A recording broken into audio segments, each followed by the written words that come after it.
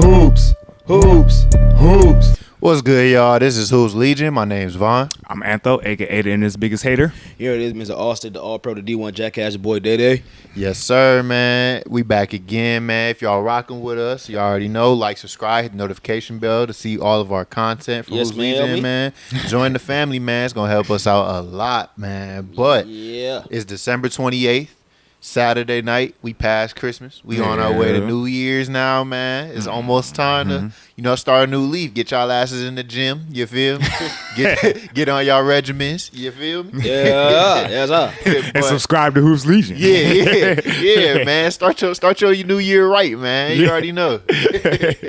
But how y'all doing, man? How y'all feeling as the year ends? How y'all feeling after Christmas? How was y'all Christmas? How everything going with y'all, man?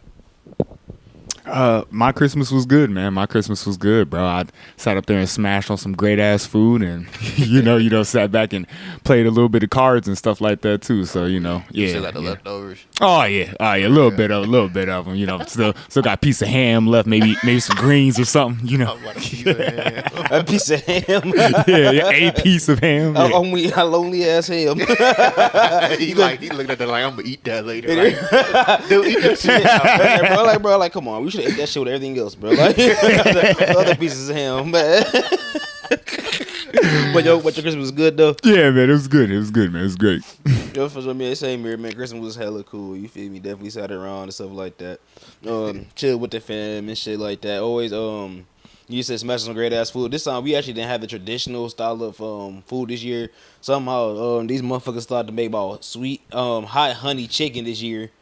Hot honey chicken. That actually sounds fire. It was good too because I came the next day and tried that shit. It was actually pretty good. Shit was fire though. Sound good. Shit was hot. I saved some of that. Yeah. Sound good. I got about 2 pieces in the fridge right now. Them niggas was smashing all day. I came the next day, so let me get these last 2. No, we was not smashing all day, dog. Hey, man. So he literally came at the right time when we actually started to smash, actually. Yeah. Right on time. Right, literally right on time. But yeah, that's Christmas crazy. was cool, though. And, always got the tradition of, hey, people in the comments, quick question. So is Friday After Next not a Christmas movie or is it not? Because we do it in my household, but other people say it's not. I just want to know y'all comments on that. Definitely is. It's not really much of a question. Yeah. It definitely is. I'd say it is. You feel like it? Yeah. Shoot. Some people say it's not. I'm like, how is it not? But some people say it isn't. It is, man. No questions. Hey, y'all can still let us know, though. Yeah. Give us a comment. But my Christmas was cool, man. Just cool spending time with the family and stuff like that. Same as I told y'all beforehand. It's more fun to give the gifts out nowadays than it is to receive them. Yeah. Although, I do enjoy the gifts from Destiny. Yeah, of course. Those be cool. She definitely, that's really weird. Because, hey, she gonna spend money, you feel me? Yeah. So it's like, hey, it's cool to see what gifts she come up with. But yeah, I got some cool stuff. So it was fun to be around family, eating the food, and yeah, that's really all I can ask for. That's good. But I mean, before we move on, man, what's some stuff that maybe quick off the top of your head might be tough, but what's some stuff y'all learned from 2024, or what's some stuff that you want to do differently in 2025? That's crazy, brother. I was going to actually ask that same question at the end of the pod, though. That's funny. For real? Yeah. But shit, ain't nothing wrong with getting early. But things I learned for 2024, definitely, I'll say you gotta believe in the path. You gotta stay to the path. You gotta stay on your path. For sure, because even though like things would get thrown at you and you're at your lowest, always still have faith. At the end of the day, you can believe in what you like. The first thing about faith is it's not about what you don't see; it's about what you believe can happen.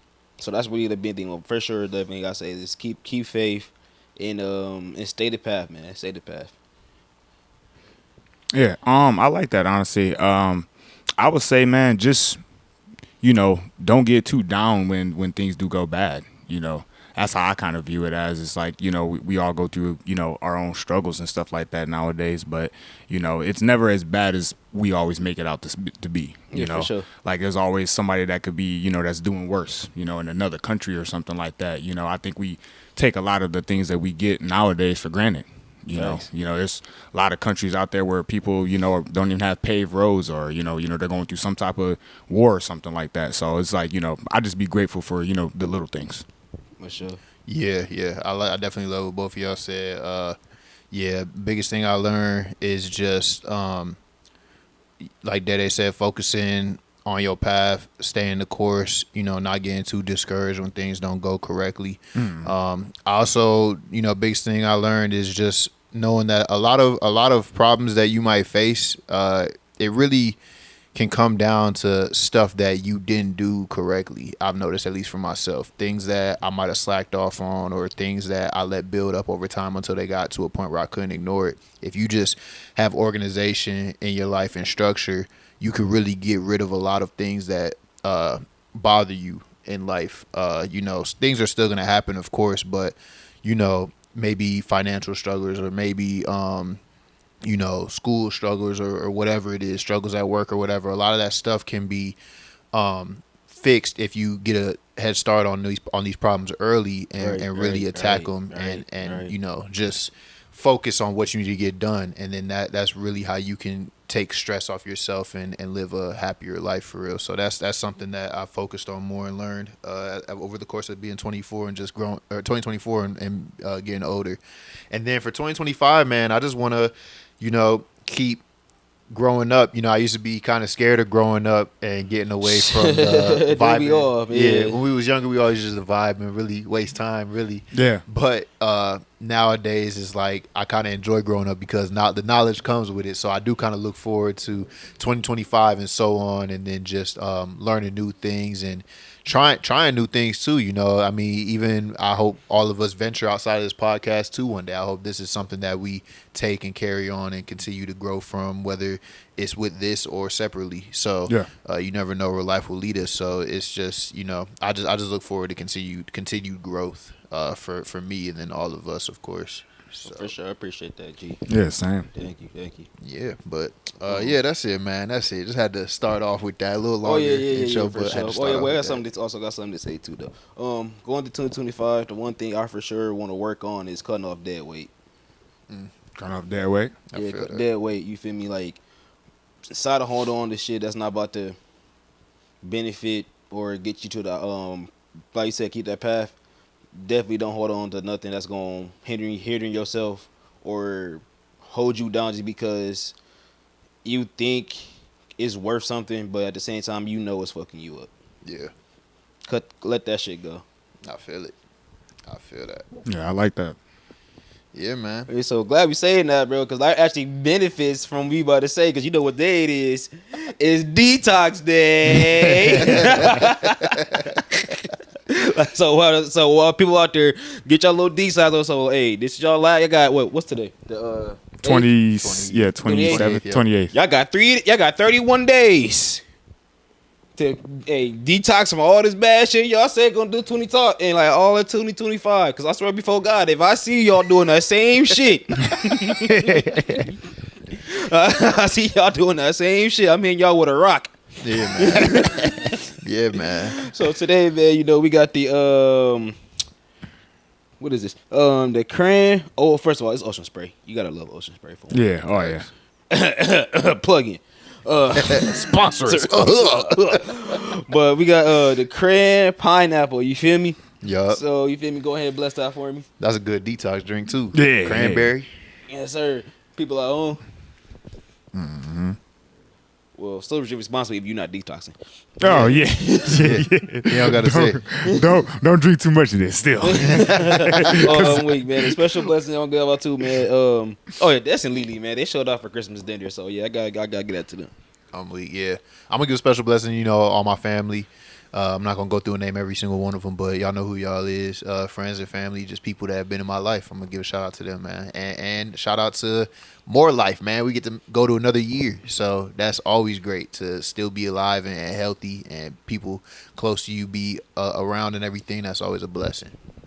I'm gonna give a shout out to my mom. She had COVID over the past week or so, but she's feeling better now, and she still made sure I had a good Christmas, and I made sure she had a good Christmas. So shout out to her. Yeah, definitely shout out. Yeah, man. Well, let's get right into it, man. So, we did get some crazy shit over the past couple days, man. Over the little time since we last talked to y'all. This is why we go by week, man.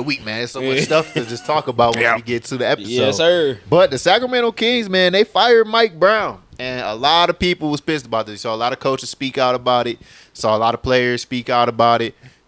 So my question is, was he the problem, man? Was he the main problem? Was he the biggest problem? Was he a problem at all? And how can the Kings course correct? Because right now it's like they're spiraling. So obviously this was what came of that.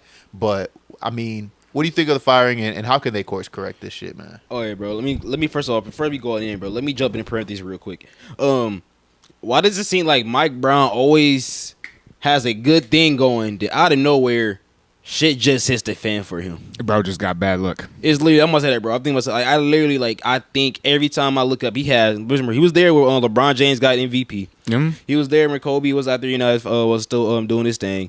He actually got the Sacramento Kings to the playoffs. Actually took Golden State to 7 games. Yo, you feel me?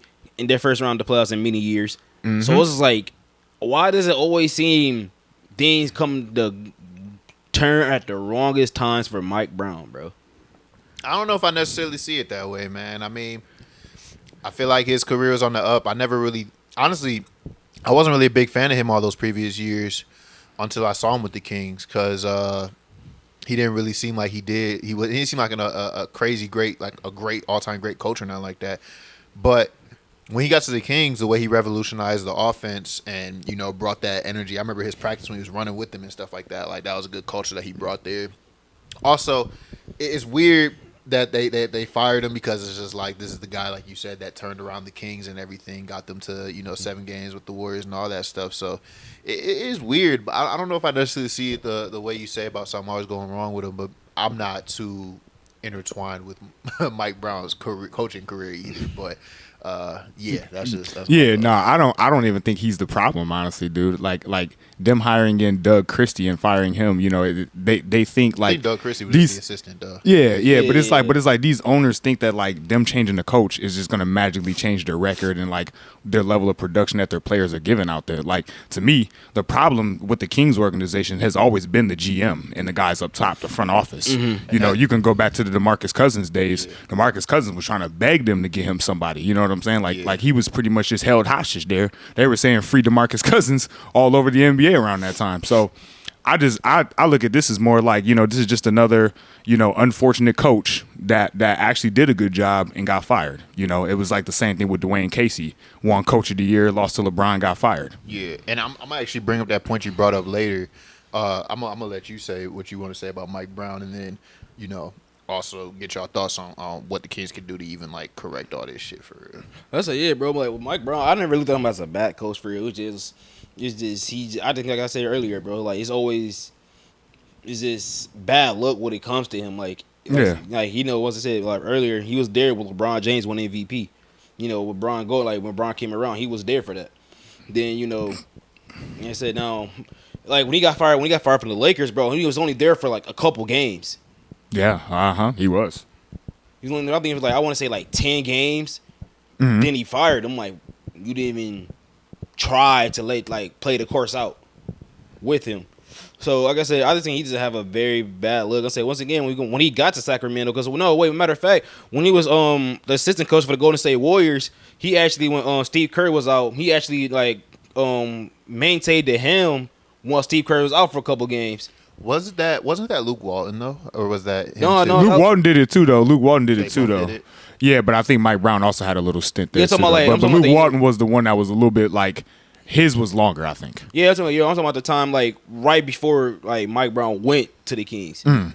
Okay. Right before. Where did Luke Walton go after the Warriors? Was it the Lakers or the Kings? Or did he go somewhere else? No, I think he went to the Kings too, bro. So it was like the same. Yeah. He went to the Kings. So I'm basically like everybody who go to State just go to the Kings.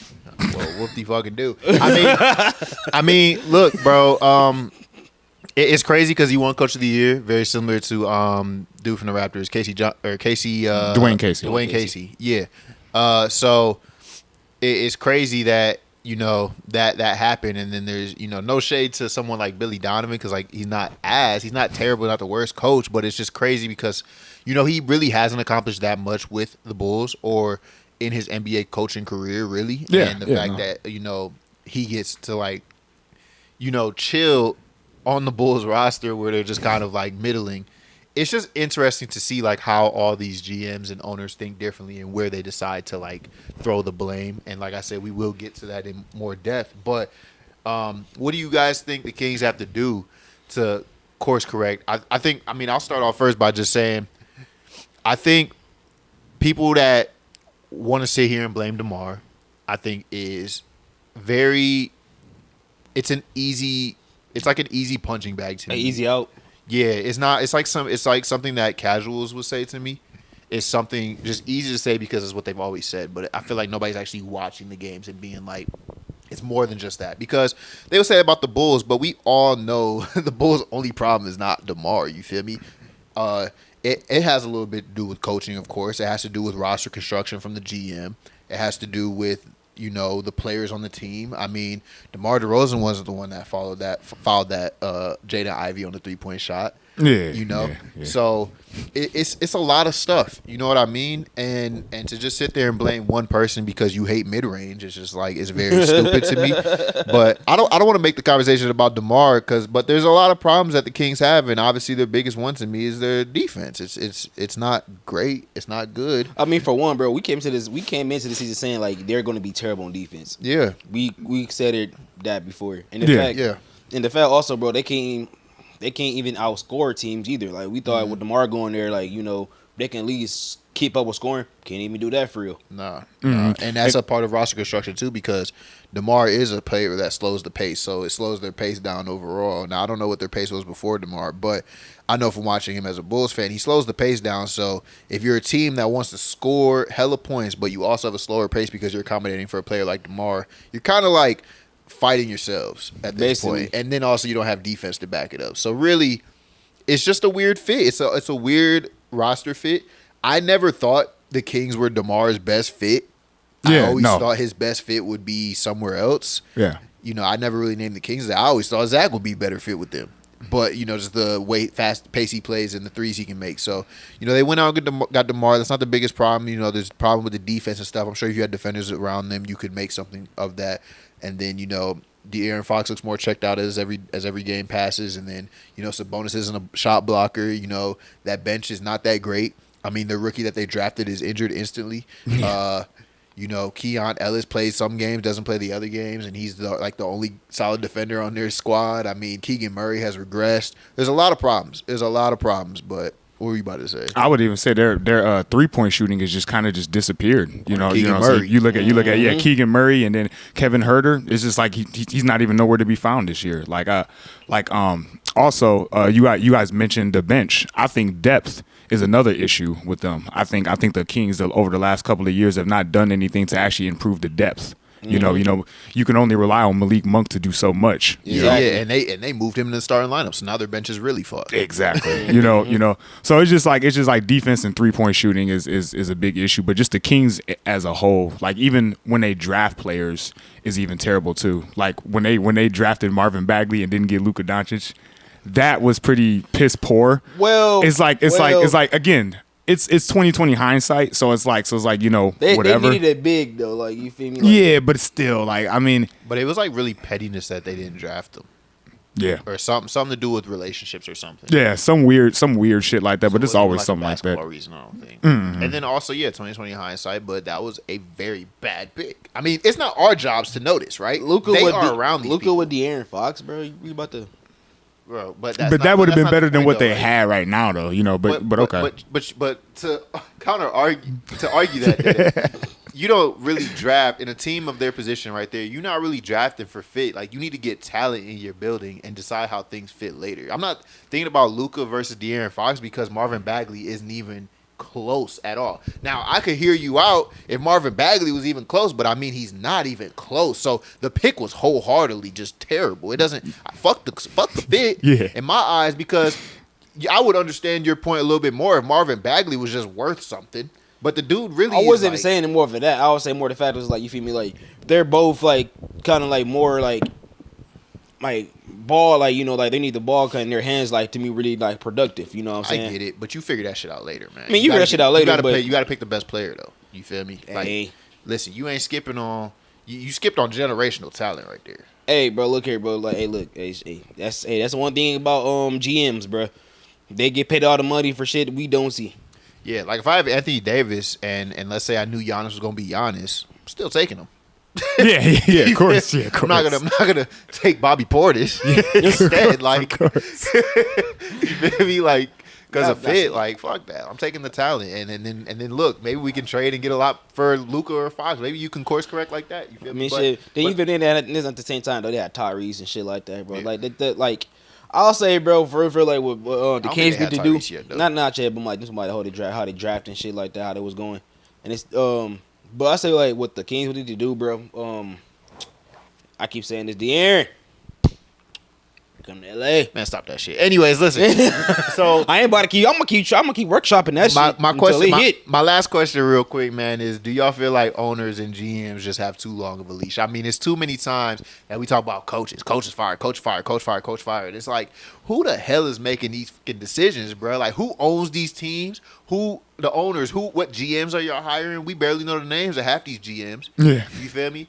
We definitely don't know the names of these owners. So it's just like what Mark Cuban, and like he's not even really an owner no more. So it's just he's like not an owner no more. Yeah, so it's just like Steve Ballmer, shit. You feel me? Like Genie, man. Yeah, Genie. Like that's really we know the main like that.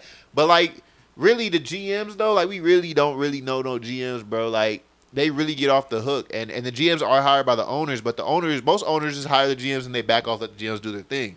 So really like. I do want to focus mostly on the GMs. Do they have too long of a leash? Like, why are we not looking at these decisions, these dumb decisions that a lot of these GMs make? Because whether, like, to be honest, like, we are fans, right?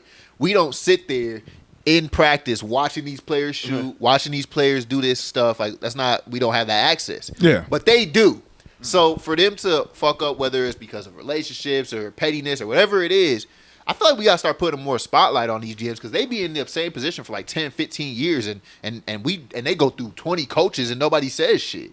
It's like, bro, you consistently have fucked the draft up. You built a team of bullshit. I'm looking at the Chicago Bulls, like the perennial middle. You know what I mean? No, perennial middle. I will say. I'm just curious. What do you think? I would say, bro. I wouldn't say like. I'll say more. The fact is like I don't say like they have too many long leashes. I feel like the fact they have too much leeway. I feel like that's the problem with GMs. That's the same shit. Not a leash, because like you say with leash, that means like you let them like you kind of like let them just leeway, like just like basically like what GMs do. Basically, I say a lot of GMs do now. They just say, "Hey, this I'm going to give you." The coaches, this is what I'm going to give you, and you figure it out. Now, I find a lot of GMs are really like business or like don't really know basketball or really don't know sports. They just know business sides of shit. I won't say that. Some of them do. No, for real though. Some general managers don't really look at it like really don't know like sports though like that. Some really don't. If you look at some of them, I ain't gonna say a lot of them, but some of them really don't know sports. They just know how to handle business or analytics. Yeah, they know analytics. They really don't know what this person needs. Know how like again like they're not really in the game like in the practices like you said like saying he works better with this type of player or like nobody never really looking at it like that type of way. You feel me? They're not like like Pat Riley or in his prime Pat Riley. Yeah, you feel me? Or Brad Stevens. You feel me? They're actually are basketball minded general managers. Shit, even Leon Rose with the Knicks, low key is pretty. And Sam Presti from OKC. And Sam Presti, you feel me? They know the game of basketball. Like, okay, let's make this shit work. I think Sam Presti really just got lucky for real. He just figured out I don't. Nah. Not lucky, not lucky, but like he knew like what the proper time to blow everything up. That's a skill though, and he fit the pieces together too. It's not like he just did like the Sixers where they kind of just picked 4 centers back to back, and then got like a point guard that can't even shoot. Yeah, and then like said, let's fit this. Like his picks do all kind of make sense and fit in. But I do feel like you saying leash and leeway, same shit. It's like the same point I'm getting at here. It's just like they have too much. They get too much room to where they get off the hook with things like that. Like they say where they aren't really like basketball. Some of them aren't like basketball savants, or they pay too close attention to analytics and they're not paying attention to the vibes. Or, they're not paying attention to actually what they see on the court or something like that. Or maybe they're paying too much attention to what they see on the court and not the analytics. Like, I feel like there's a balance to everything. Basketball, life, everything. You have to have a balance, and you have to take information from multiple different points to come to, how to build a team. And I just think the fact that the reason I bring up the long leash thing for the GMs is because, like, coaches get fired after winning Coach of the Year, or they sign a new contract, they get fired next year, and it's like they go through coaches like this, and there's GMs that, I mean, they don't get fired, and most of them just quit on their own choice after like 10 to 15 years. That's a long time to fuck up. I mean, you can like coaches don't get that. Yeah, you feel me? So it's kind of crazy that a more important person, technically, which I guess, but I guess you just have to blame the media. I mean, the coaches out there, they see the camera on him, right? GMs get to hide, technically. But, man, I really do think we have to start paying attention to that shit because it's a disservice to fans that, teams that aren't the Lakers or something like that who constantly, Celtics or something that constantly get to have good teams usually. It's a disservice to teams like the Washington Wizards or Chicago Bulls or whoever else you want to say, Sacramento Kings, where it's just like they're constantly just going through bullshit, like they're just going through hell constantly. So. Yeah, and I think like the GMs need to take a little bit more like accountability for certain stuff too. Like I think if they're like, if people are like criticizing the coach or whatever, stuff like that, they could come out and like maybe say certain things or whatever, be like, okay, this is why we built this part of the roster this way, or this is why we set this up, because it's like the coaches are going to take most of the heat, in the when the team fails and the GM's pretty much just like overshadowed. You know what I'm saying? Yeah. So it's like pretty much just what you were saying. Like we need to just shine a little bit more light on these GMs and the owners too. Yeah. Because there's been a lot of times where owners refuse to pay somebody. Yeah. And a player walks or goes to another team and then builds a dynasty with that team over $10 million. Or Jerry Reinsdorf with the Bulls saying that, hey, what you can sell the fans being in the middle. You can give them a little bit of hope. But you don't have to go all in. Yeah. Because, some owners, they don't want to spend the money to have a championship roster because that's more money out their pockets. You feel me? Yeah. But being in the middle gives fans hopes. Fans come to the games. They hype it up. Bulls top 5 in attendance. Yeah. You feel me? But they don't have to spend the money on a championship roster. So we need to like, maybe the NBA needs to implement some type of like owners got to sell after a certain amount. Because like, bro, we have stingy people. That's really who don't be loving basketball is these owners. Nigga, it's money. It is money for 90% of them. It's just because you look at the Bucks, they paying like 3 or 4 different coaches or whatever and shit like that. Yeah, like I think something like that. There should be some type of rule or something in place where it can protect a coach for an extra year or something like that where a team isn't going to be paying like 3 or 4 different coaches. You see, even that though. It makes me feel like the team's actually trying to find something that works. Like, it makes me feel like a team cares a little bit more than a team like the Bulls who won't pay another coach because they don't want to. They don't want to fire Billy in the middle of his contract because they're cheap. So it just feels like it's a money thing. Whereas the Bucks, I'm almost kind of giving him credit because he's spending the fucking money to find someone that fits. I do agree maybe there should be something where you can't pay 3-4 coaches at a time. Yeah. But then again, it does show that the owner is at least opening up them pockets to figure out what the fuck is going on. Yeah, for sure. You feel me? Whereas some owners are just like, hey, nigga, it can crash. We not spending no extra money. You feel me? To me, that's my issue. I'm just like, hey, bro, that's fucking stingy. Like, shit, man. I mean, shit. Look at Steve Ballmer. Shit, he went in on Kawhi and Paul George. Shit. Hey, shit defend with Paul George, but hey, look at them, bro. They're right top 5 right now in the West right now. Facts. With no Kawhi, and the fact they have that big ass I forgot the name of the arena. I forgot the name of the arena. The Intuit Dome, I think. Yeah, the Intuit Dome. Yeah, you feel me? Giving back to the fans. Giving back to the fans. You feel me? We don't have that, like you said, bro. Like, we don't have a lot of owners like that no more. The Suns owner $4 hot dogs and shit. Like, you feel me? Like. A lot of owners are just money hungry, man. And they don't really love the game for real, bro. They just love how much money they can make from this shit. Yeah. And if they can be in the middle and have fans keep going, they about to spend hella money on championship if they don't really love the game. Now, if I'm an owner, I want to see winning. I'll probably open my pockets. Is why I became an owner, probably. But you know, it's easy to say when I'm not the one actually spending the money. Yeah, So. Facts.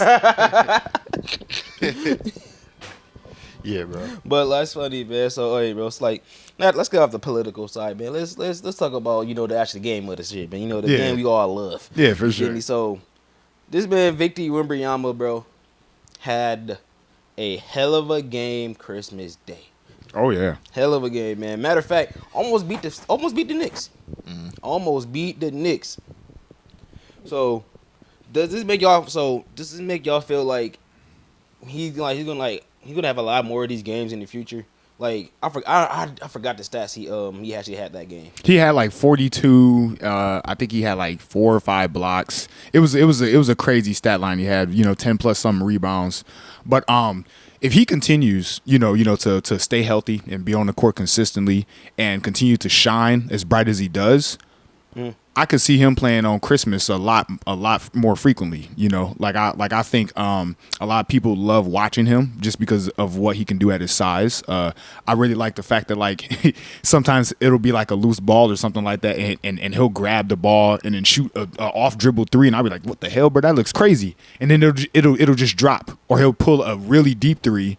And I'm like, wow, bro, you know what I'm saying, bro? You could at least step up a little bit closer to the line, and then it'll go in. You know what I'm saying? So it's like I'll see these crazy plays from him, and then it's like every other play he's getting a block, like he's at least contesting something or at least getting a block. Like the dude's been going crazy with these blocks recently. Yeah, I mean he had 7 blocks December 15th, 10 blocks December 21st, 8 blocks the game after that, December 23rd.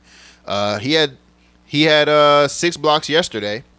And in that game, they just talked about 4 blocks. Also had 42 points, 18 rebounds, 4 assists. He had 6 threes that game. So shot 51% on the game, 4 for 4 from the free throw line. Like, bro had a game, bro. Yeah. He really had a game.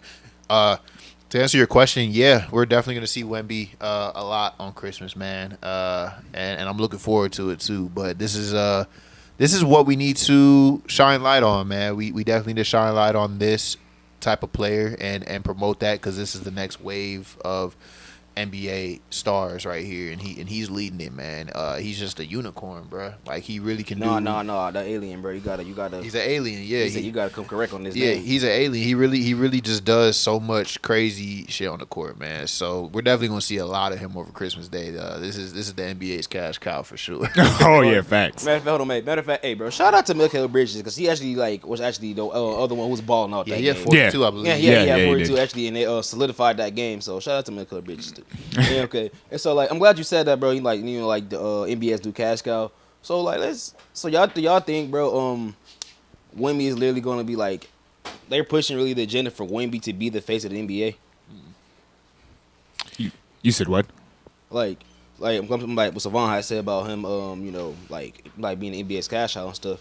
So do you think like he's going to be the NBA like face of the franchise, bro? Like in the near future, Face of the league. face of the league. Yeah. He can be. He can be. I'm not gonna sit here and say that he will be, but I definitely got faith in him. I'm not gonna bet against him.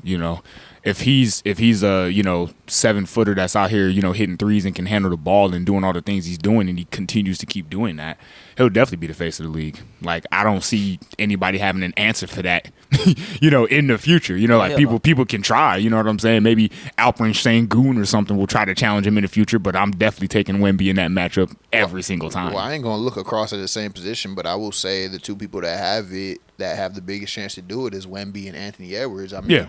I almost wish they were in opposite conferences. I could see that becoming a finals matchup for years to come. But honestly, I do think it will eventually. I think Anthony Edwards gonna bounce from the Timberwolves one day. But I could see that. I could see that, man. Him being the face of the league. I mean, he has the makings for it. Like I said, him and Anthony Edwards. That's what I'm looking at, honestly. Because as a matter of fact, this motherfucker was out there, bro, playing fucking chess with civilians today, bro. That's the stuff, bro. That's the stuff that makes shit memorable. You feel me? Like for sure. Like that's like KD going to Rucker Park. Was it Rucker Park? Or sorry, was that Kobe? Kobe did Kobe it too. Kobe was a Rucker part. Yeah, KD went somewhere though. He went somewhere in New York, I believe, in hoop too. But like stuff like that. Yeah, that was Rucker. Yeah, stuff like that, bro, is just memorable stuff that creates more fans, new fans. Shines light on the human side of it instead of just being that guy on the court. So, Wemby is already kind of look like he knows how to handle it too. Oh yeah. I would definitely say for real, man. So how do you guys think the NBA will handle the viewership after LeBron, Curry, and KD retire? It's been a lot of talks of the viewership being going down this year. So how do you guys think the NBA will handle it after those three retire? Oh, I ain't gonna lie to you. That shit gonna go. I ain't gonna lie to you. I ain't gonna lie to you, dog. I ain't gonna lie to you, dog. I'm gonna be real with you, B. Yeah. I'm gonna be real with you, B. So look, all right, bro. So peep game. I'm gonna learn you something. All right. Yeah. Go ahead. So look, bro. So all right. So during the Christmas games, right? All Christmas games for the NBA, right? You had the Knicks versus the Spurs. You had Dallas versus Timberwolves. You had Sixers versus Celtics. You had Golden State versus LA. Then you had the Thunder. I'm not the Thunder. You had Denver versus Suns. Phoenix. Yep. You feel me? LeBron and Steph was the only game that had the higher viewership of all those games. And some were it was almost like by some were at least by a couple million. Not a couple million, but like a million and something. Yeah, right? I saw it. On Christmas Day. So that just told me, bro, like right there, like certain people are only going to watch LeBron James and Steph Curry. Yeah. That's what it's looking like. And the fact the NBA is no one really pushing the agenda, bro. Nobody else is like kind of cultivating the NBA the way LeBron James and Steph Curry does. It's kind of like a precognition, bro, of what the NBA might look like. So what do you think the problem is with the lower ratings then? For one, I ain't gonna lie to you. Okay, good. I mean, I ain't about Christmas though, because first of all, bro, like Christmas, I ain't gonna lie. Roger Goodell from the NFL, bro, literally put the NBA. That was a death shot. Yeah. He really had Baltimore and Kansas City on Netflix. They had Beyonce and Mariah Carey performing that day. That was just a kill shot. That was something you just can't do. You feel me? But y'all, I feel like the NBA has to do, bro, has to be more titled to the people, Yeah. instead of having in their branding, then like the NFL does, but the NFL really just branches out to people. It's like more collectively trying to get people more involved, and I feel like the NBA does. I also think that we have a young star epidemic. Like a lot of our young stars is either like injured a lot or there's like off court issues, right? Like I look at Zion and Ja, for instance. These two guys were supposed to be like the next kind of two generational guys, and it just seems like every other season, one of them's missing like 40-some games, or they're not living up to a certain clause in their contract, or somebody doing something stupid on the internet. It's always something with like these younger guys, and I think the reason for that is because like they either don't take the game serious enough, or they're not how can I say it, appreciating the opportunity that they have. Right. So it's like you look at somebody like a Paolo Banchero. He's more of like a quieter type of player for real, but he's been in and out the lineup, but he's not marketable. Like he doesn't have a lot of televised game for real. Now, there's three things I'm gonna say. One of them is you say Paolo Banchero is not marketable, but I also believe that the NBA has a big hand in not making him like seem like that either. Because look, as much as we love like Shaq, Ernie, Kenny, and Charles, bro, they say more negative stuff than they do positive stuff on their show. You feel me? It's they'll talk more about how they don't believe in a team or they don't think this or whatever than they do hyping up our younger generation. Like you see, the biggest clips seem to come out of them hating on somebody, especially like Charles Barkley. Yeah, you feel me? Yeah. Or Shaq hating on the bigs in the league or something like that. You feel me? There's too much of the old head stuff that we hear in this league of. We were better in this generation. We were better in this generation, or this generation softer, or whatever. There's too much of that rhetoric going around. And a league that hates their own league is not going to be good. Yeah, facts. I mean, it's just facts. I mean, you have old heads hating on it and stuff like that, and we're not promoting people doing great things. Kate Cunningham been balling in Detroit. Yeah. Paolo Banchero was balling before his injury. Franz Wagner was balling. We didn't hear shit about Franz Wagner. You feel me? Like, it's just players around the association that we don't even talk about because they're either like not on the Lakers or the Knicks or something like that, and we just ignore that shit. And then also it's the thing that you brought up, on court issues, off court issues. I mean, players like LaMelo Ball, Zion, Jais, it's like people look at them, even the older heads that used to watch the old NBA, they look at them and they don't think they're serious. Social media has put these players more in a spotlight too, so it's easier to see all their missteps and stuff like that. All that stuff's blowing up a lot more. And then also the NBA's presentation, man. You brought up the NFL having a better presentation and all that. I don't even think they had commercials during that shit. So, the NBA, man, where's like the life that it used to have? The finals logos on the courts, the trophy behind the logo, or the sea of red for matching the colors or something like that. The presentation, all that stuff is just different. Now we got ads on the jersey, ads on the court. Now it's like everything's money driven. We got 50,000 stops between the NBA game. We got terrible ass calls going public and stupid shit. One of the things I wanted to bring up was like some of the softness for like fights or ejections or technicals and shit like that. All that shit just kind of it takes away from like the fun of the league, man. It takes away from the heat of the league. Everybody all got to be buddy, otherwise you gonna get fined out your goddamn life savings. Like, you feel me? Like, people be getting fined out there just for calling like another player garbage as fuck. Like, you know what I'm saying? Like, if I'm on there, I'm gonna be talking big boy shit. That's just how naturally the game kind of is with you. What I'm saying? It's like the aura, and it's like we take away that feeling. It's just like I don't want to say boring because it's not boring to me, but like I'm think of casuals here, like people that just watch the game to see something fun. Bro, you can't do none of that stuff. You feel me? And Adam Silver has done some good stuff for the league, of course, but he needs to get back to bringing the aura to this league. You feel me? He needs to get back to the little stuff. Like, bring back the baggy shorts. Man, the actually bring that back. Bring back the baggy shorts, guys. They been in the 2000s, the 2000s, bro. Bring that shit back. You could wear the baggy shorts if you choose to as a player. But I'm saying, what about the Christmas Day jerseys, man? On some real shit. Like, where is all this stuff? You know what I mean? That's what Bron was talking about too. All this stuff just disappeared over time, bro. And it's just like every game looks the same. The Christmas Day games look like the regular season games. The finals game look like a regular season game. There's no decals on the court. There's no special jerseys for Christmas. There's the All-Star jerseys. Is just like, bro, bring back when people used to wear their own team's jerseys, home and away. Like, bro, I'm just like, come on, man. Like, we need to do some stuff. Oh, and then that's another thing I want to bring up. Stars keep taking shit like All-Star game not serious. And that's a way for them to get their name out there. If the game was interesting where people get to see all these players play in one game together and they're actually going hard, you're going to get people that watch and be like, that's John Morant. That's Paolo Banchero. Like, I ain't see Paolo Banchero because, he on the Magic. They don't put his games on TV. Yeah. You actually get to see him have talent. You're like, damn, he would be nice if he was playing with Trae Young or something. Like, you feel me? Like, no, they go out there and they fuck around, they lollygag and shit like that. That shit hurts the league, though. It really hurts the league, bro, because that game's supposed to be for the fans. Yeah. And they go out there and they act like I got my money. I don't give a fuck about the fans. That's what casuals is seeing, bro. Shit, bro. Have games overseas or some shit like that. You know what I'm saying? Have games in like Paris, England. Japan or something. You feel me? Just like to bring in international numbers. You know what I mean? So like get like, if you say, bro, we're trying to get the NBA, because the NBA is a brand, obviously. The NBA is a brand.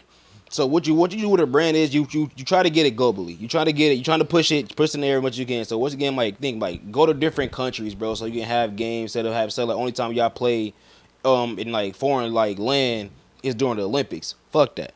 You feel me? How about like, playing Brazil or some shit, Mexico.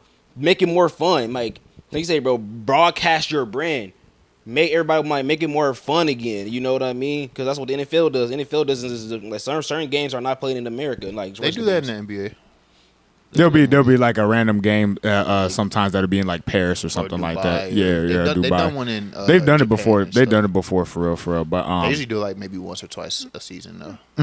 Yeah, I know Bulls played in Paris last year, so they definitely do that sometimes. But like at the same time, bro, this market yourselves better, bro. Like you feel me? I don't know what it is. Because once again, like Anthony Edwards getting like, cause think about it, bro. Like when Russ started to come up, bro, we saw Russ damn near everywhere. It feels like the NBA is more worried about like trying to make their money off ad revenues, commercials, and all the stoppages of the game and stuff like that than it is trying to like put out a good viewership product for us. Like, bring back the fun in that stuff, man. It was just fun to see the different jerseys. It's fun to see, you know, this court looks different because it's got the finals logo on it. Like, I used to like that. I used to love that shit as a kid, bro. Yeah, like when same. I would see the Eastern Conference Finals logo on the court, it just made it different. And then everybody has red on. They wave like that shit still happens to a degree, but it feels like it should. That feels less, and the everything looks the same. Every game looks the same. It's just like, man, like like you said, I like the play-in tournament like that. That's different. You feel me? I like the colorful and stuff like that. But we need to do more stuff. Like you said, the aura. You know, ain't gonna lie. This might be a very, very strong take. I'm about to say. Don't be my friends again after this. But I think ain't gonna lie, bro. But low key blame Bron, Steph, and KD. Because for the fact is, like, these motherfuckers still playing at a high-ass altitude clip. And for the fact is, like, they're not really letting, like, they're still in talks of being the best players in the game. Like, when... It's not their fault. So you're trying to say they should play worse? Like, no, I'm not saying it's their fault because they're playing great. It's kind of like, you know, like the whole. I thought you were gonna get a different angle with why it's their fault. I thought you were gonna go with the angle of like them lollygagging in All-Star games. No, like not important. that, bro. I'm like, you know, because like think about it, bro. Let me say about the whole 3-point kind of like the 3-point, like basically like you saying how the 3 points kind of like dulled on the NBA. It's kind of like the same thing with them. You feel me? There's like it's still a great thing that they're doing it, but the fact is like y'all still doing it at this like late time in y'all career, and the fact y'all still like haven't yet let the younger players get to y'all stratosphere of greatness. Because, bro, they're fucking off. Like I'm like literally like nobody told Ja to go on the Instagram live and do some bullshit like that. You know what I'm saying? The same thing with Zion. You know what I'm saying? He can't maintain to get his health intact. You know, LaMelo's always hurt. I'm not sitting up there saying that guys, you know, if you get injured, you get injured. But a lot of the times, these dudes kind of shoot themselves in their own foot with their own actions. Yeah, you know, that's why I say injuries either. Just for them that you name, like Zion had his off-court thing. And LaMelo always gets questioned for his seriousness too, because he always running red lights, fucking around, looking unserious. But let me ask y'all about this because KD was going back and forth with a fan on Twitter. Talking about the fan was talking about he doesn't like the fact that he turns on the game and it's 7-footers shooting 3-pointers and stuff like that. What is your guys' thoughts about, you know, him going at this fan on Twitter about it? Well, I ain't gonna lie to you. I don't think this. I'm kind of agreeing with the guy on Twitter. What him turning on the game and then seeing like Wemby like airball 3 and he's like 7 foot. Yeah. You don't like the emergence of big man shooting. Not that I like this. It's not more like the increase of big men shooting. It's more like the lack of big men being attacking the paint, being like holding on to paint. That's my thing. Let's be real here, dog. Let's keep it a whole stack here, bruh. The NBA was built on the back of fucking bigs. Let's be real. Let's be honest here. That's what all the old school offense was ran through, yeah. You feel me? And that's when like shit was always collectively good and shit like that. You feel me? Bigs was considered, you know, the thing. Yeah. You feel me? Now I'm saying like everybody once again I can't say you can't repeat the same process and get out with different results because that's just not how shit works. But at the same time, bro, I just feel like bigs is just you got to be more physical. The game got to be more physical, and if physicality it resolves in the paint. I agree with the whole sentiment that it needs to be more physical. But what my issue is that we always want guys to get better and gain more skill.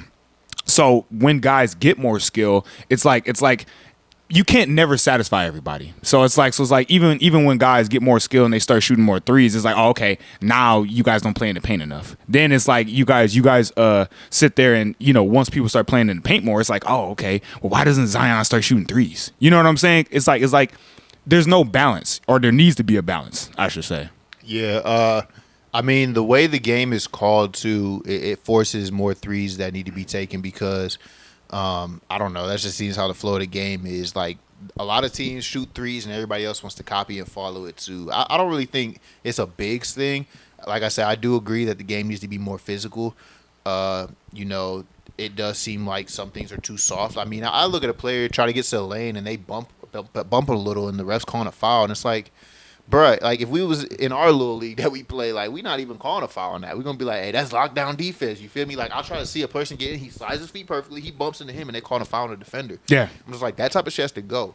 Or, you know, jumping into somebody or something like that, which they've reduced that. But it's just like certain shit like that has to go. It's too gimmicky sometimes. Like, too gimmicky on the offensive player. The offensive player has way more power than the defensive player. We have to just put a little bit more importance on the defensive game, and that goes down to the refs and how the game is called and everything. I think people paying attention to big shooting too many threes or something like that. I think that's same thing as like the DeMar DeRozan, paying attention too much to DeMar DeRozan on the Kings. I just think it's a easy out to say that's why you have a problem with the game. But like, I feel like if you really watch the game, a lot of these threes, bro, they don't be like that bad, bro. Like they don't be bad. They be open shots. They be from a lot of passing. How the Spurs used to play, even though the Spurs shit would end up in a layup. I mean, a lot of these teams, they do that same type of passing, and it ends up in like a three. I don't really think I don't enjoy watching the game, the NBA game. I don't not enjoy it. Like I do enjoy watching it. So people that's complaining about maybe there's more threes than you would like. I can understand that, but if you sitting there just complaining about like big shooting threes and stuff, like nigga, Cat can shoot it. Like I don't know why we're crying about it. Like, yeah, facts. You feel me? Like, no, I get your big ass in the paint, man. No, I'm playing. No, he be posting up too. For yeah, real, they for do, real. and that's what people ignore. That like he do be posting up. It's just like No, you're just watching clips on YouTube. Like, no, I think what the problem is though, for real, bro. You watch, nigga. Yeah, you watch the highlight video of Cat shooting 150 threes. Like, yeah, nigga, all he does is shoot threes. That's all you watch. Turn the game on. He actually does do a lot more than just that. He drives a hell of a lot. Yeah, he really does. He pump fakes and drives, and the fact that he can shoot opens that up for his game. Yeah. So it's all skill. I think what it is, bro, for real, I think I think what more of the aspect was like you say, bro. Like the game is too similar. Everybody like for each position, bro. Like everybody wants a position to do a certain thing. You feel me? Like it's 2024, it's 2025, man.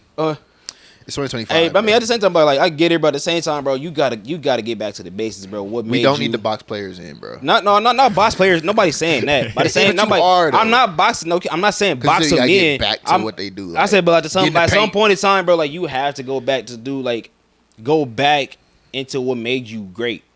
Because at some point in time, bro, like nobody say stick to it, but certain point in times, bro, just don't like you say, bro, like all the 3-point shot attempts, bro. Come on now. I'll be real with you. Nobody trying to see that shit for real. Like, you I'm feel cool me? with it. Do you feel me? A lot of people are not trying to see that shit. It's be like, I'm not trying to see. Why not? Bro, that's if they can shoot a three, why you don't want Cat to shoot a three if he can shoot a three? Why does he have to get in the paint? But it's like the attempts though. It's like the most. It's the attempts. If he made 10 out of 15, why is that an issue? Because it's like, bro, like it's like because we're forcing the narrative once again, bro. Like you have to shoot now to be in this league. Fuck the narrative. That's what they giving him, and he's making 10 out of 15. If he made 10 out of 15, why are we complaining? Because, bro, like now this shit is boring. Like this shit is boring now. It's not though. This shit is not. boring. You're this telling shit is yourself boring. that it's boring. It's really this not. This shit is boring, dog. Bro, you're a football For real, fan, bro. I'm telling you, I'm telling you, it's really not. Like when you watch the game, it's a good game. A lot of these teams play good ball because it ends in a 3. You're crying. Like fuck you. Because fuck you, but like fuck you just saying that. Like think about it, bro. We talking about this. Like bro, we talking about like a couple podcasts ago, bro. We talking about how like you know like the Hornets and the Bulls combined for 75 point attempts. Yeah, you feel me? And miss. I'm like, bro. As a casual fan, like, bro, this shit is boring. Yeah, but that's one game, and both of those teams are top 5 in makes and attempts. So it's not like most of the time they're making their shit. And if at the same time, so is that an issue if they're making it? You're like when people bring that game up, like you brought it up, I could get in that game, yeah, switch it up, right? But overall, on the whole season, it's not like these dudes are missing a bunch of these. Like most of the time, they are top 5 in the league in makes, 3-point makes. So most of the time, it's actually working. So why would they force themselves to get away from what's working? Now I can get in that specific game if you're saying like, hey, if it's not going, then go to the paint, right? Switch up your game plan. A lot of teams just say, fuck it, we gonna keep shooting the threes, and that's where I'm like, nah. But I don't see a problem with a team doing it if it works for them over the course of the season. I say, but I mean, okay, yeah, you're right. But I feel like to an extent, like, bro, like we saying what the first game with Boston played New York. Yeah. You feel me? Very first game. all we saw was at the end of this back half of that game was none but 3-point shot chuckers. You feel me? And that was just to get the record. And it's like, bro, now, like you said, we're taking a lot of things for granted now. But I feel like we took the 3 for granted. And the fact it came lackluster, and it's like we're so used to it, it doesn't feel as special no more as to common player, like to casuals no more.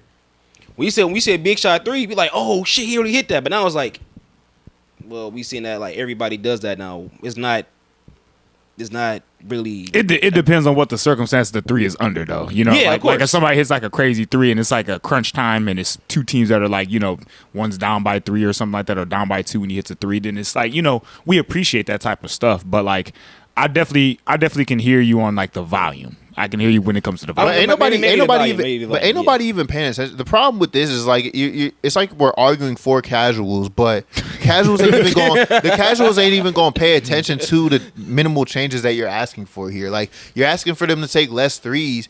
It feels like casuals are just arguing that big men take threes. Like that's what seems like they're arguing. It's just like, yeah, you're asking for less threes. Let's say they do take less threes. I don't even know if the casuals notice that shit. Like if they're even gonna notice it. I just feel like at the end of the day, most of these niggas just hate ball. They hate the NBA, or they hate the new generation of the NBA players. They miss LeBron. They miss Curry. They're stuck in their ways. That's what a lot of shit is. At the end of the day, it doesn't matter what you change. That's facts. It don't matter what the fuck you change. I promise you. Yeah. They are gonna be stuck with too many threes.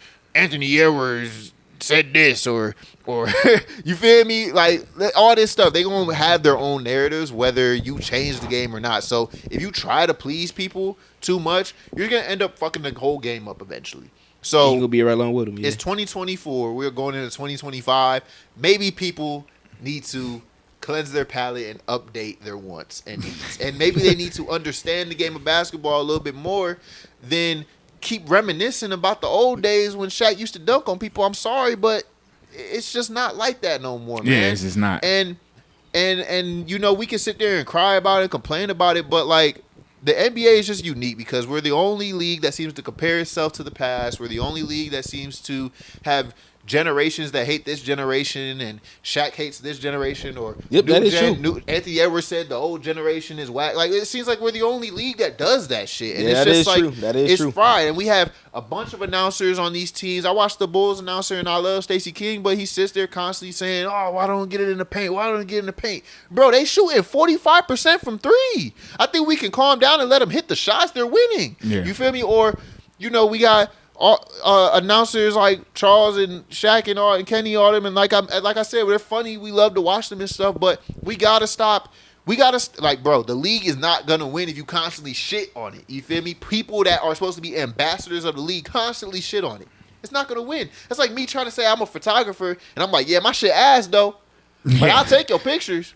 Like, yeah, my pictures ain't like bro over there, but yeah, that's you true. know, I'm not a prime such and such in photography, but I can do it. Yeah. Like, no, nobody's gonna have confidence in your league like that. We need to talk more positive about the league, not us specifically, but like the people that came from the league. They need to switch that narrative, bro. Because if all you hear is negative, you're just naturally gonna think negative too. It's just natural because it's all you hear. Yep. You feel me? It's now you got narratives people can just run with, and they don't even have to watch the game. They're just like, yeah, I heard the NBA shoot too many threes. I'm gonna say that shit too. Like, nigga, when's the last time you watched a full NBA game? That's facts. That is facts. You feel me? When the last time these motherfuckers watched a full NBA game, or are you just going off what you saw on Twitter or heard from old heads? Like, you feel me? Like, come on, man.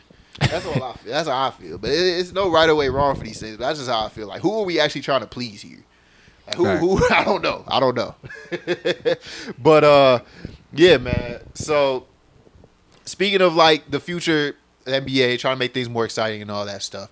So there was an actual fight in the NBA, obviously, that last night, Mavs versus Suns. Jusuf Nurkic, Naji Marshall, they were both suspended for 3 games. Now it kind of was though, because they connected. He got him in his head like that, and then Naji, hit him with a weak punch, but it hit him. Yeah, but he was getting pushed back too. He was getting pushed back. No, to defend Naji, he was getting pushed back. So, but he's still connected. Like if he didn't get pushed back or nothing, that shit. It's not.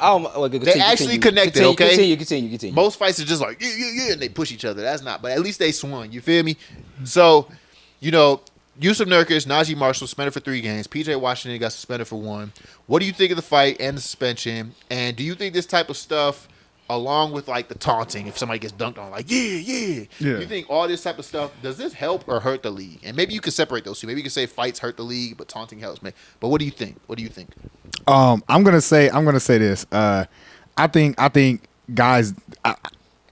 Let me just say this. I want dudes getting into people's faces and talking trash. I definitely want taunting. Like I definitely want that.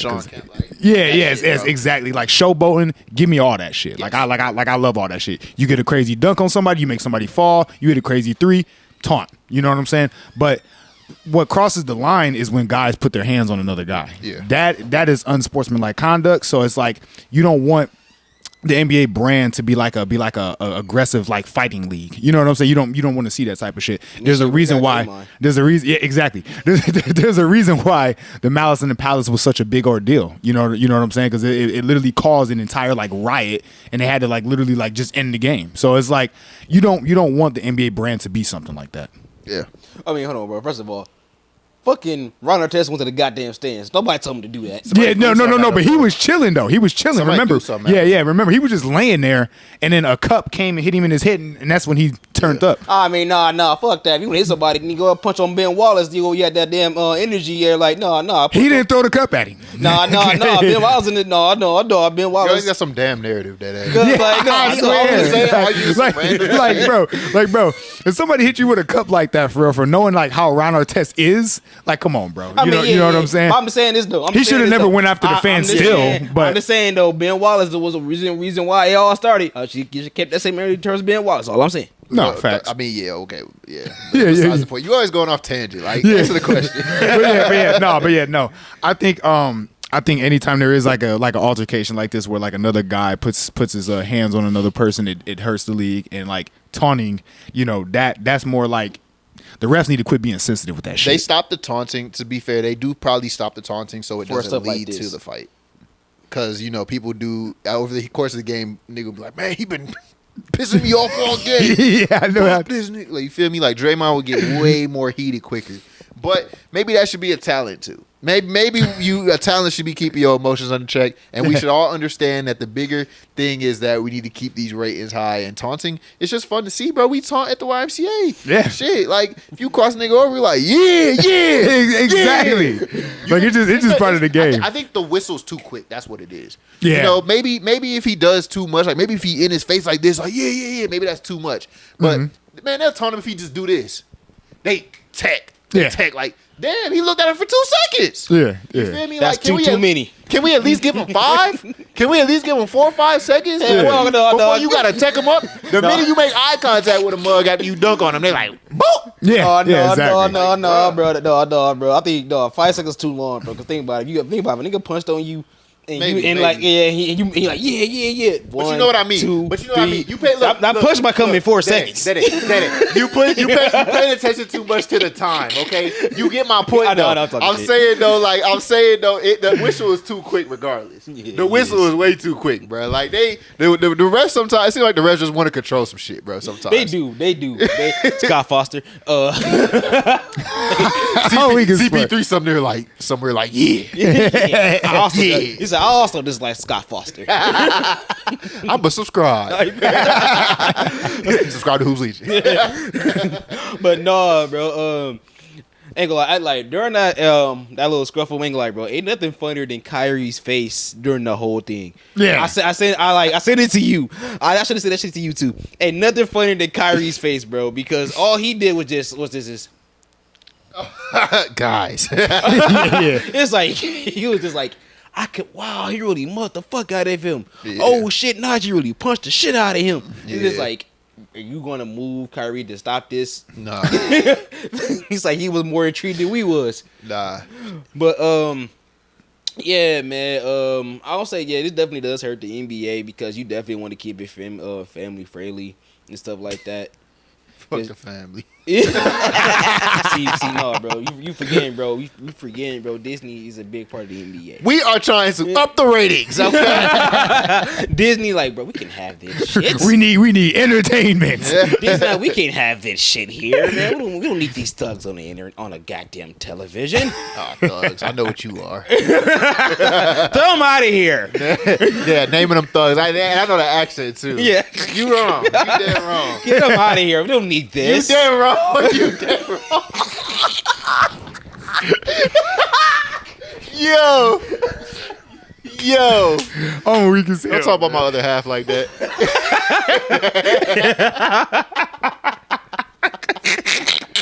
Those are the one who's saying it, shit. Oh my god. But no, Get bro. them thugs out of Get here. them thugs out of here. This is a Disney program. This is a Disney program. He said, well, Nurkic is white. First of all, he's never from here. He's not a citizen. Get him out of here, too. You're done. All right, since we talk about the Mavericks and stuff like that, man, let me just mention to you guys that Luka will be out with a calf strain for an extended period of time. So, do you guys think this kind of, almost kills their chances of making it out the West again? No. I don't think so, because it's just a calf strain. You feel me? He'll probably come back. I don't know how far the Mavs are up on the. I think they're the 8th seed or something. No, they're like the 4th seed. 4th seed. They're like the 4th seed. I just say it just because like this is like his second or third time he's had to have some work done on that calf, and it just seems like whenever they get to like the postseason, it just seems like that calf comes back to haunt him. So again. you think that shit gonna fall off the bone like some slow cooked ribs? Like You're like, damn, look at your shit tender. he gonna pick that shit up. Shit gonna go. Like what was that one dude that was cooking them steaks, bro, for a while? That was in Miami, bro. That Mexican dude, bro. What was his name, bro? Oh, Chef Bay. Salt Bay, yeah, Salt Bay, bro. Yeah, Salt Bay, bro. He's like, He pick that shit come right off, drop right off the bone. Shit, Damn, Salt Bay got to Luka. man, Luka, bro. Luka need to keep that weight down, bro. He got the same kind of issue as Zion. I feel like it's just that the only reason Luka don't probably get as hurt as Zion is because Luka a little closer to the ground most times. Yeah, for sure. He do got the same issue, man. We just don't talk about it as much because he definitely has had the opportunity to accomplish more. And like I say, he's not as athletic, so problem doesn't probably pop up as much. But I don't know, man. Calf injuries are risky. I know you're a Kevin Durant fan, so you know a lot about that. Yep. But I think it's too early for me to say that it'll affect their playoff chances. I need to see what he's looking like after All-Star break. To me, that's when I really start to worry about injuries. Okay. Because All-Star break, where people like to say it's the halfway point of the season, is not. We're actually a little bit deeper than halfway at All-Star break. Yeah, for sure. So to me, All-Star break is when I look at all the players and I'm like, oh yeah, his calf's cooked, or okay, this record they can recover from this record, or they're fucked. You feel that's the All-Star, or really January is the first period that I look at stuff in terms of record, and then All-Star is when I start looking at like injuries and record, and I'm starting to say like, okay, that's why I start to really make judgments. But the first point of the year where I start to look at stuff is definitely the New Year. So it's a good point to look at this, but I still think it's a little too early. It said a month, so that put them probably around end of January, maybe February. So running into All-Star. Yeah, running right into. That's enough time for him to, get back in rhythm for sure. Especially because it's Luka, and it's not like his game relies on too much athleticism or anything, so he should be able to get right into it. But if it's still looking bad by All-Star break or anything, or if we're still seeing him sit out games and stuff for it, then yeah, I'll start worrying then. Okay. I'm saying something already will start worrying then because once again they're the 4th seed, so I feel like they probably won't fall off too hard, just like for the time being. Hopefully with him being out, hopefully that gets him start working out his other bodies, his upper body, something so he can cut some of that fat off. Yeah. You feel me? Yeah. So he can actually go back to how he was his rookie and his sophomore year. That's an off-season duty. Start playing some defense. Yeah. Yeah, you feel me? He actually his on ball defense has actually been kind of cool this year. You think so? Yeah. It ain't lockdown defense, but he hasn't shied away from playing defense when the team has gone threatening. I'm gonna say this. It's easy for a player like Luka to press up on defense when he has two shot blockers like Derek Lively or Daniel Gafford in the back. So he definitely does a better job of funneling players into his defense. But man, I'll tell you this: if he had Vucevic at center, he'd be barbecue chicken. Yeah, I've definitely seen him display a little bit more energy on it. I have seen him display a little bit more energy on it though. But I think it still needs some work. I mean, obviously he still needs to condition better. It'll never be good. It'll never be great. Yeah, you're right. I'm saying we're not expecting him to be all first team defense or anything, second or third team defense. Yeah. I think he takes a little bit more serious. Yeah, I would just like to see him, give a little bit more effort, kind of like what Anthony Edwards does a little bit. I like he's not going to be as good as a defender as Anthony Edwards, but at least Anthony Edwards is not he's not going to if he has a star player on him, like a guard that can really score, he's not going to sit there and just kind of be like, oh yeah, well this dude's faster than me, so I'm not going to really try that much, First of all, Anthony Edwards calls out people who he wants to guard, so I don't think Luka ever gonna do that. Yeah, no, I'm not asking him to. I'm not asking him to for real. But I don't know. It's just one of those things that I've just kind of noticed. Like he could take the next step if he were to do that. But with all the faith that you guys have in the Mavericks, obviously Kyrie's gonna have to get down to business. You know what I'm saying? And more importantly, he's gonna have to handle business. And every damn week it seems like Kyrie's gonna have to be the standing on business player of the week segment. Goddamn right. And Von, cue the music. Got you. Standing on business, nigga. You standing on business. You standing on business. Yeah. Oh my gosh, bro. Bro. We can't even comment on you no more. I even went early that time. Maybe next time, buddy. Oh, this nigga in the brig or something. Oh, shut up. Fuck you. Fuck you. You can have these slip ups. All right, man. All right, Von, man. So start us off, bro. I know it was him last week, so it's you this week. All right, bet, man. So, no, wait. I think it don't matter. I'll take it. No, it was you last I think week. it was me, but I don't care. Okay. I'm going. All right, well, if it is, fuck it. I chose him. Exactly.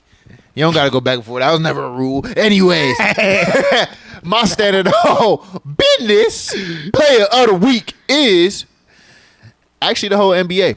And not Adam Silver, the players in it. So, on December 27th, that was yesterday. Yes, sir. Yeah. We had multiple great games. Tyler Herro game winner. Jordan Poole game winner. Shea scores 45. OKC wins their 9th straight. Hawks 50-point fourth quarter comeback against the booty-ass Bulls. Grizzlies score an NBA season high 155 points. Yeah. Scoot Henderson game winner. Jaden Ivey 4-point play game winner. Scoot? I mean, Scoot. The NBA was on fire, and to me, this is just, it's funny that we have a day like this where it's just like, we're complaining about threes?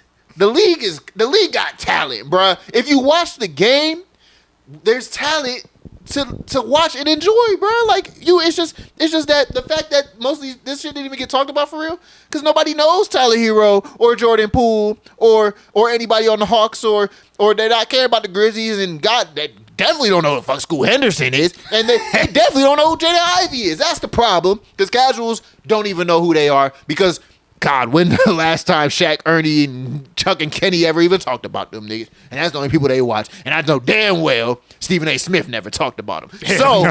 So, yeah. Not at all. But me, as a person that watches basketball and actually enjoys it, the NBA is my stand-on business player of the week, because there's actually talent here and stuff to watch. So let's stop shitting on it. Okay. Love the appreciation. Love the appreciation of the NBA. Yeah. I like that. All right, Day, man. What you got, man? I picked somebody, near and dear to my heart. Wait for this. He goes in, day out, standing on business. And this, you know what? I gotta just say it. LeBron James is my standing on big business player of the week. Because this man went out there, balled out. I guess it was the Sacramento Kings. Hit the go-ahead bucket. They went up there and told no, actually beat Golden State because Austin Reeves hit that big ass clutch ass layup. And he went on there on a record and told the NFL that Christmas Day is our day. And the fact he did that knowing damn well the NFL killed them in numbers that day. Shut up. The fact he stood for his cause and his brand and for his brothers. So I'm like, hey, bro, that's some real shit, LeBron James. I rock with that. You stood up, even though they was wrong. It was a wrong take, but you still did it anyway. Okay. I'm gonna go with LeBron. It was James. not a wrong take. It is their day. Y'all tried to take it. I said no.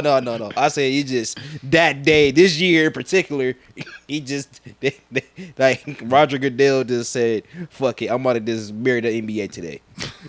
that was all it was.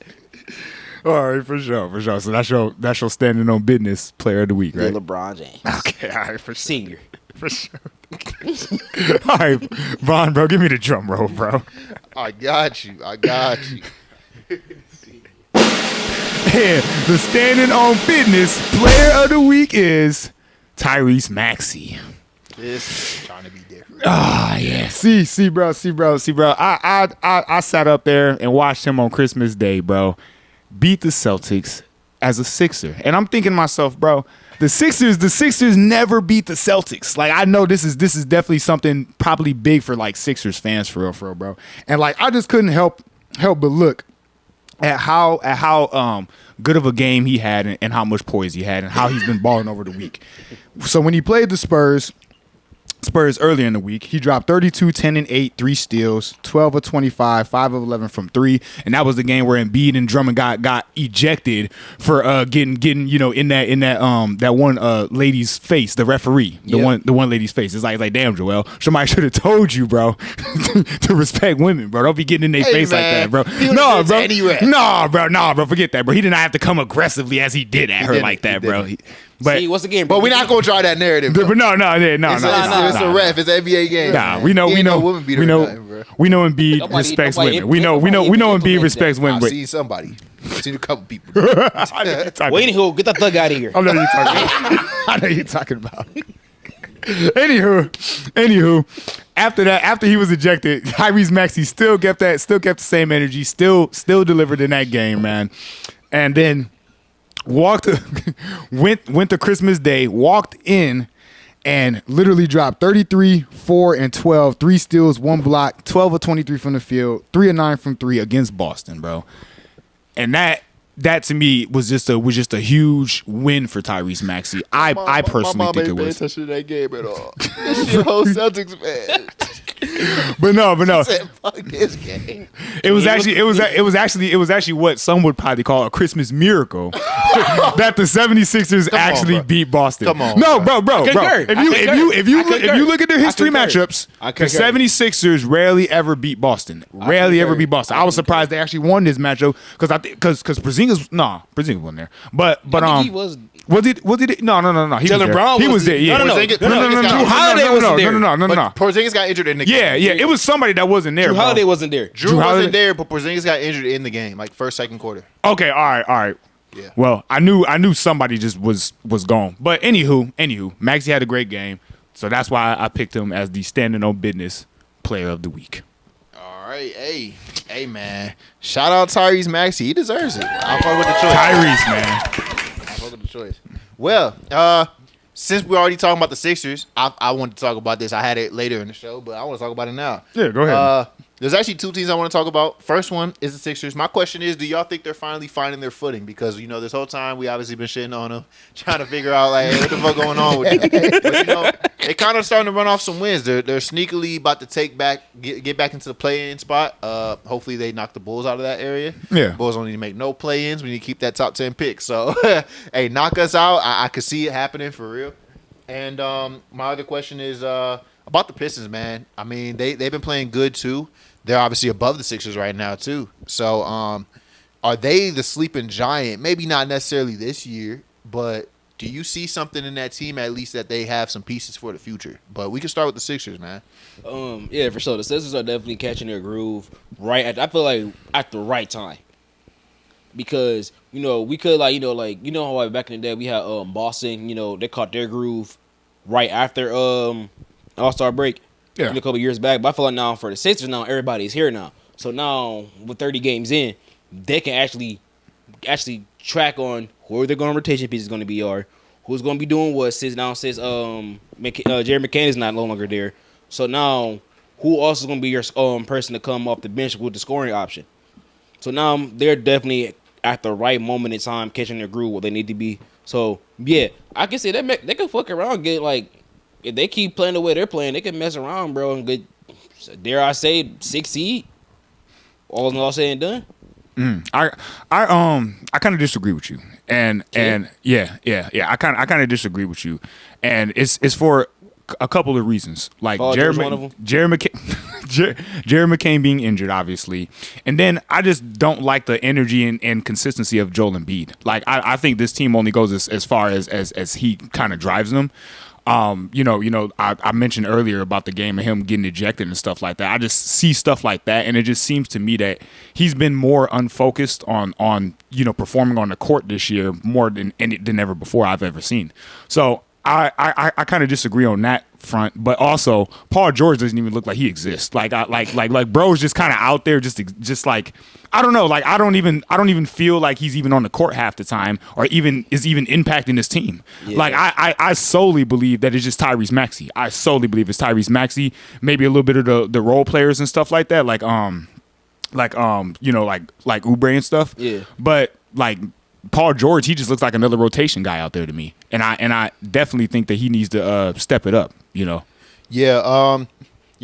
It's easy to try to look at this and think that they can actually, catch their rhythm and stuff like that, but they kind of remind me of when the Clippers tried the same thing when they had Paul George too. They thought everybody was going to come back just in time. Everybody was going to start catching the rhythm. Now, granted, the Clippers tried that way later in the season than the Sixers seem to be coming around. Like I said, it's still early. Maybe if Joel can start to play them games, but the fact that he doesn't seem to play games consistently and Paul George still looks like he's washed, it's worrisome because it just sounds like there's going to be a disappointing first round exit, maybe a second round exit. I mean, probably a first round exit though. I mean, fuck around and face. Look, they're going to be facing a top seed, bro. I doubt they. I feel like they're going to be a play-in team regardless. No cap. I definitely could see them just being a play-in. Because for one, they got to make up so much ground. And then two, by the time they do, players like Paolo and Franz, they're going to be back on the Magic and they're better than them. So it's just teams like that. Other teams are going to get healthier while they're trying to recover to even make it into the play-in. So I think they will be a play-in team. And I just think all the games that they missed during the regular season is going to bite them in the ass, man. And shit. And if you expect me to sit here and trust Joel again, after I told your ass I'm done, then you have another thing coming. Because I will not trust Joel or Kawhi Leonard, who hinted that he's coming back soon. January 4th. I'm done trusting them niggas. All right, I'm waiting for that date. I got that date marked on my calendar. Like his return, Anthony Avery will be tuning in. I would really hate it for him to show up the next game. No, I would be sorry if he didn't show up for this game and then he went to the next week and then showed up. I'd be pissed. That's what some shit he would do. For sure. But the second question about the Pistons, yeah, man, for sure. I think we talked about them a couple pods ago too. Yeah, they do have something going on for them for sure. Going to near a couple pieces that I can see them. I don't think I'm a sleeping giant, but I'll say they will be more of a team who will respect. Instead of how you look at them now to this day, we said Cade Cunningham is kind of coming up to be the player we thought he was. Now we can sit here. Now we can for sure stop saying Jalen Green was better than him in that draft class. I never said that. Wait, Jalen Green better than who? Jalen Green and Cade Cunningham. Oh yeah, that was a thing. Only Rockets back in the day. Only Rockets back in the day. Okay, because 2 years back, bro. I don't actually remember that either. That must have been a Rockets fan. Yeah, because I never heard that. Bro, so wait, there was nothing like that. For real? I saw that tweet that you did. I saw somebody say the same thing you said on Twitter, but I actually never personally came across that shit. Yeah, I never knew that was even a comparison. Because be real, bro. K first couple years wasn't the best. Yeah. You feel me? Jalen looked a slight bit better. I mean, only his rookie year was just iffy. And Jalen Green, I mean, yeah, I guess, man. I guess it could have been a debate. Everything's always a debate when it first starts, right? Yeah. But I'm players, like, but I'm saying now, bro. Like, I'm glad K was the first for a reason. Yeah, but I'm saying I'm glad now we can actually put this shit to bed. Yeah. You feel me? But damn glad, they still have Penny out there showing them how to out there, Malik Beasley. Oh, he's balling. But can do shit for us. He's leading the league in threes. Yeah. Couldn't do shit for the Lakers though. Ain't that a bitch? Fuck you niggas. You put a Lakers jersey on me, I'm tanking. But no,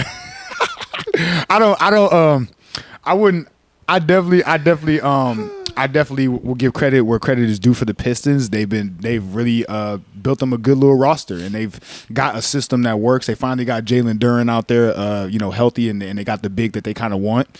Jaden Ivey's been exceptional this year. Tim Hardaway Jr. and Tobias Harris is providing them some pretty decent minutes. I think can they become a sleeping giant eventually? Couple more draft picks, I'd say. Yeah, I mean they can eventually get up to that level for real. I definitely got more faith in Cade having a bigger impact on the East than I do LaMelo. But it's just like to me when I think of a sleeping giant, I think of somebody like the Magic, right? Like we all know in the next couple of years or so. I said them and the Spurs. Yeah, I would say like the next couple of years or so, like the Magic's going to be that team that's going to be really like competing with these Eastern teams. Like they're going to be up there. Year after year with like Boston. So think of a sleeping giant, how like the Warriors came up after that coaching change. They went to Steve Kerr. Because Warriors were just kind of like a regular team, and all of a sudden they got that coaching change, and they all of a sudden exposed all this talent that they actually had. Yeah. So you think somebody can like unlock the Pistons in that way? I think a couple more draft picks, they might have some talent. If they get a real good draft pick from this upcoming draft, I don't even know what their draft picks look like, but they will have some talent on that team. Them and the Rockets, I would label two like sleeping giant type of teams, which is funny because you talk about Jalen Green, but yeah, I think it's possible. I think it's possible that these teams could all of a sudden like become really good one day. Yeah, I definitely can see with the star player that they have. Yeah, I definitely can see like the Pistons just being very competitive and like one of those teams that's like, all right, you get in a playoff series with them, it's probably gonna go like 7 or 6. They could be a respectable team like that. Second round exit, maybe third, maybe they make the conference finals a couple years. Who knows? Yeah. Well, so my original thing that I wanted to bring up, man, was the report that recently came out about Pat Riley saying that Jimmy Butler is not available for trade. Basically, the whole gist of it was saying that, normally we don't speak on this type of stuff. We don't speak on rumors, but it's become a distraction to the team. So he wanted to, put it out there. And it's just crazy because this really isn't a thing that happens usually. I mean, teams usually just, shut the fuck up and just let people run with their narratives, whatever it may be. So the fact that he has gone out here and said this, one, do you actually believe him? Or what rumor do you believe? Because we've had Shams say that they're trying to trade him 5 different teams. We've had Jimmy's agent come out and say that's cap. We've had now Pat Riley, the guy that makes the decision, say that it's not true. So who are we believing here? I can tell you a reason why they're all lying, and I can tell you a reason why they're all telling you the truth, honestly, because it's business and all that. But do you think they're lying? And would you think this is the right move to hold on to him? I think Pat Riley's telling the truth, but he only told the truth after he already called up all those other teams and found out. He's like, yo, sons, what can y'all offer us? Bradley Beal, hung up. You know what I'm saying? Dallas Mavericks is like, we can give you Klay Thompson. Klay Thompson. You know what I'm saying? Like, I think he listened to like a whole bunch of offers, and then he's like, all right, now we're gonna go out and say, yeah, we're not trading Jimmy Butler. Because honestly, when you really look at it, and we kind of broke this down, it's very difficult to trade a player like Jimmy Butler with the type of contract he has and the type of age he is. Second apron. Yeah, exactly. Don't want to do that. That's why we see Zach stuck. Exactly, and it's like teams fear that second apron, so it's like not a lot of teams are actually going to take a risk to take on Jimmy Butler's contract. Honestly, I think the only team would be Golden State that would take on that risk. Desperate. Yeah. Out of desperation, but even their stuff is minuscule because it's like they just got Dennis Schroeder, so it's like they just wanted another playmaker next to Curry, But I think Pat Riley's telling the truth. Yeah. First of all, bro, I would say this. I think everybody who's involved in this, it was lying at some point. That's good. Everybody capped at some point during this thing, bro. Because first of all, if you saw a clean a well kept up Jimmy Butler before the season started. So clearly, he was trying to keep the best image of what he was, knowing damn well we know this motherfucker's an asshole on and off the court.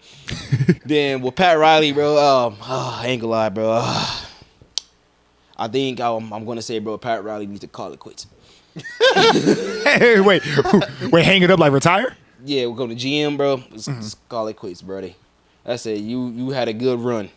Yeah, he should though. I mean, you had a great run. Yeah.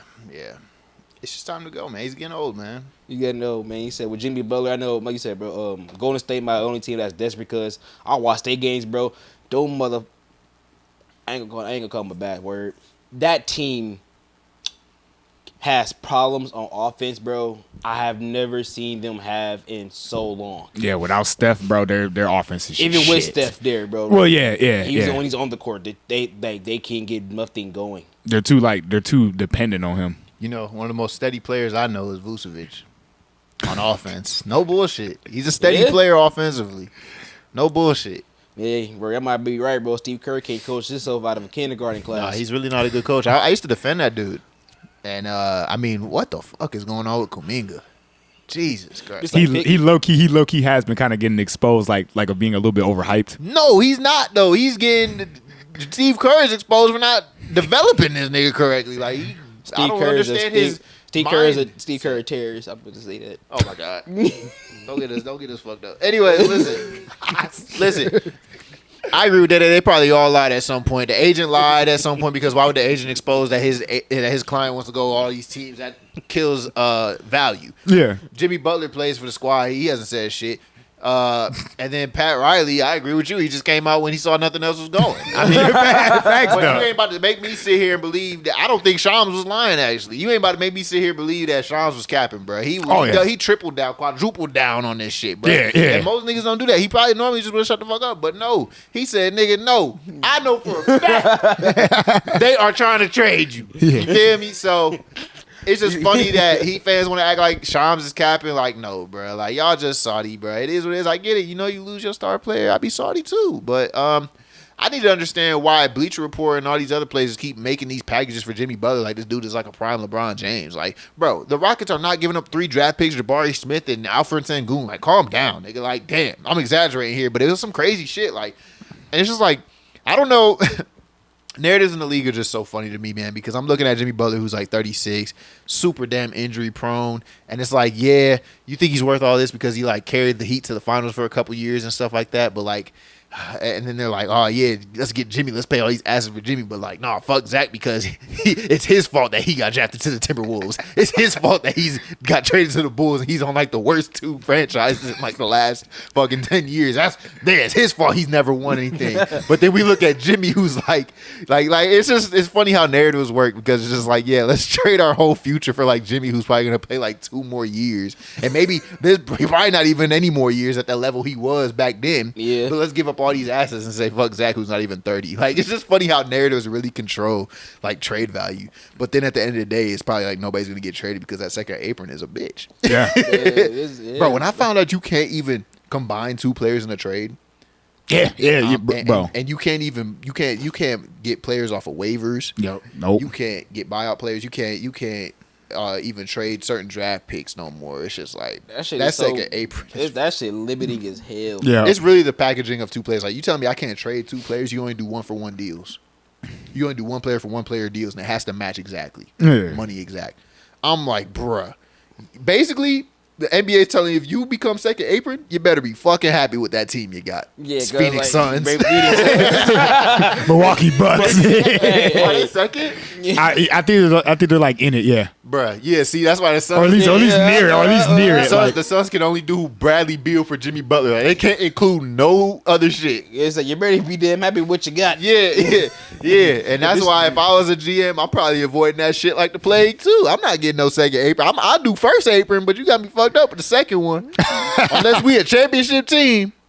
But even then, I'm like, shit. What one of these niggas get injured or hurt or old or like, now you locked in? Like, I'm weak as hell, man. And nobody's saving you. No one's saving you at all. Yeah, man. Hey, man. So let's mosey on down to the West, dog. Okay, for sure. All right, perk. So, bro, hey, Memphis was looking hella hella looking decent. You Second know? seed. Second seed out. First of all, bro, when I found out like these motherfuckers are the second seed in the West, I'm like, bro, the West is so. He said, Yeah, literally. I'm like, what is going on out there, B? Mm-hmm. yeah. So I'm like, so my question is to y'all: are they the biggest dark horse in the West? Whoo! They might be. They might be. And I'm going to be the first one here to tell you that you was wrong. And I'm going to be the first one here to tell you, I don't remember what you said, but I'm going to say you was wrong. And I just know I said that the Grizzlies was going to be in the playoffs and all this shit at the beginning of the year. And y'all was like, nah, I don't see it. I don't see it. But guess what? They're second seed. Now, don't get me wrong. With one loss, they could drop all the way down to like 7th. But I don't give a fuck. Today, I'm hyping it, okay? By the time the video come out, I may be wrong. I don't give a fuck. All I know is they hooping. But what's weird about it is it feels like Giant even in every game. It's weird. I mean, Scottie Pippen Jr. has carried a lot when Giant there. That boy can hoop. It's another player the Lakers fucked up on. And then Zach Edey looks pretty solid. Yeah. Not gonna lie, he looks pretty solid. And then the Grizzlies are actually in talks right now to get Dorian Finney-Smith, another wing who can shoot the three. Now, he hasn't been that great this year, but he can do it. So I'm liking what I'm seeing. Jaren Jackson's actually staying pretty healthy. Desmond Bane has had he's kind of fallen off a little bit, but I like what I see. A dark horse? Yeah, man, they could be. They could be. But I still need more from Desmond Bane. And maybe, I don't know how I feel about Zach Edey being the center in the playoffs. But that would be my two concerns. And Ja's health. Because he just had another shoulder injury. So, Ja's health is always worrisome. So, dark horse, if they can stay healthy, yeah. But even then, West is a bloodbath. So what's really a dark horse in the West, right? So yeah, they're all dark horses. See, you're not really confident for real. So I can't read. I'm gonna take what you said with a grain of salt. 'Cause you're not really that confident. You can't even back them up like you way you want to. Because I had to be realistic though. look, look, this is a pod where I'm talking about shit, but like I come back to reality after my cranberry juice high. That high come down real quick, don't it? This cranberry juice, this sugar get me lit for a little bit, but it ain't like the alcohol. If I was on the alcohol, if I was off the Grey Goose, I'd have held that down. But I could this time. Thank God it's a detox episode. Grey Goose, baby. But are they the biggest dark horse? Nah. I know it. They're not the biggest dark horse in the West, bro. I mean, cause it's like you got teams like the Rockets and you got teams like the Clippers and stuff like that, and Mavs and stuff like that. I mean, even though I was just kind of saying that their season might be a little bit hindered because of the Luka injury, but at the same time, like you said, you pointed out, Scottie Pippen Jr. has been looking good over there, and a bunch of their role players, Jaren Jackson, Junior. Yeah, he's been doing good over there and stuff like that. And then their rookie, Jalen Wells, has been pretty solid. Their rookie, I think he's like 3rd or 4th in rookie of the year voting right now. But yeah, I mean, they're going to be pretty solid, but I don't think they're the biggest dark horse in the West. Nah, I don't think so. I think like the Rockets are probably a little bit bigger. Okay, well, I'm gonna hit y'all with a quote real quick. Yeah. All tides lift all ships. So, I'm gonna say what I'm saying is now, right? Yeah, go ahead. So, the fact the West, everybody is going through some type of fucked up shit going on within their teams out West. This was the perfect time for the Grizzlies to get their way to the second seed out West. Yeah. So, peep game, all right? So, look, Golden State Warriors. Don't know what ever since Klay Thompson left, they can't find their offense. The Denver Nuggets, they let soon as they get Russell Westbrook and they don't know how the offense wants to run. Down there having some issues. Why you bring Russell Westbrook? Yeah, and I thought you guys said that was a really good acquisition. It is. But I'm not. Hold on though. Ever since that one video with the fake Jamal Murray came out, Jamal Murray never been the same. But I'm trying to say this. I'm bringing the fact it's like it's funny. That is funny, dude. It's facts. It's facts. Zesty Jamal Murray. Ever since he came out, It has never been the same. Yeah, bro. He made him look feminine as hell in that He video. fucked the game up with that one. Fuck my damn head up. For real, bro. I saw that shit, bro. I really thought that was him, bro. I know, bro. No, you did it. No, bro. No, I you had to look back at it, bro, because I'm like, hold on, bro. Let me take off these glasses. You like, look back at it? Yeah, bro. I had to take off the glasses like. You look back at it? Yeah, bro. That's crazy. Pause, granddad. Pause. Hey, I caught on as soon as you said that dumb shit. This motherfucker, dude. Hold up. You're childish. You're childish. I know Jamal Murray hate that nigga. I would send the cease and desist. Hey, bro. I'm going on my Drake shit. Fuck this shit. We're getting so doxxed this episode. Anyway, bro, continue. Keep doing your thing, fake Jamal Murray, man. We're getting doxxed. Continue with your soliloquy. Oh yeah. Maybe yeah, one yeah. day Jamal Murray gonna get his shit straight. I ain't defending him. Hey, he got his bag, so who knows, bro? But yeah, okay. He got his back, so who knows? You know, we see, bro. People get their bag and be shit and be cool with it. They're like, hey, whoop, I just got my money. But as we see, like I was saying, bro, like every team, bro, has been dog shit. You feel me? And the fact that I feel like with every team being kind of having some problems going on out west, bro, this helped. I ain't gonna say it kind of helped the Grizz to get up to that spot high they are, you know, within the West. Because if you look, bro, like from second on down, they all have 10 losses. All 10 losses. Yeah, So I feel like, bro, what that is yeah, like I said, bro, all tides lift all ships. So with everybody being kind of ass, shit, the Grizz like, hey, shit, we ain't got to do too much. All we got to do is just win a couple key games and not be worse than like everybody else. Like, all we got to do is be less than OKC. Yeah. Fine, bet. We can do that. You know? And I'll say that, like, they're not the biggest, darkest horse. But I think The biggest, darkest horse. Yeah. You feel me? Like a real stallion. I'm gonna have to go with the Spurs, bro.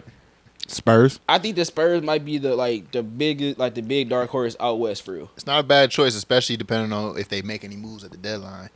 But now, to be fair, the Grizzlies don't have to retain number 2 to be considered a dark horse, and I don't expect them to either. Because I do agree with you that the West, a lot of West teams have been going through some shit. But you know, they could still be that 6th seed or something and be considered a dark horse in my eyes. A dark horse is somebody that's not like top 4 for real.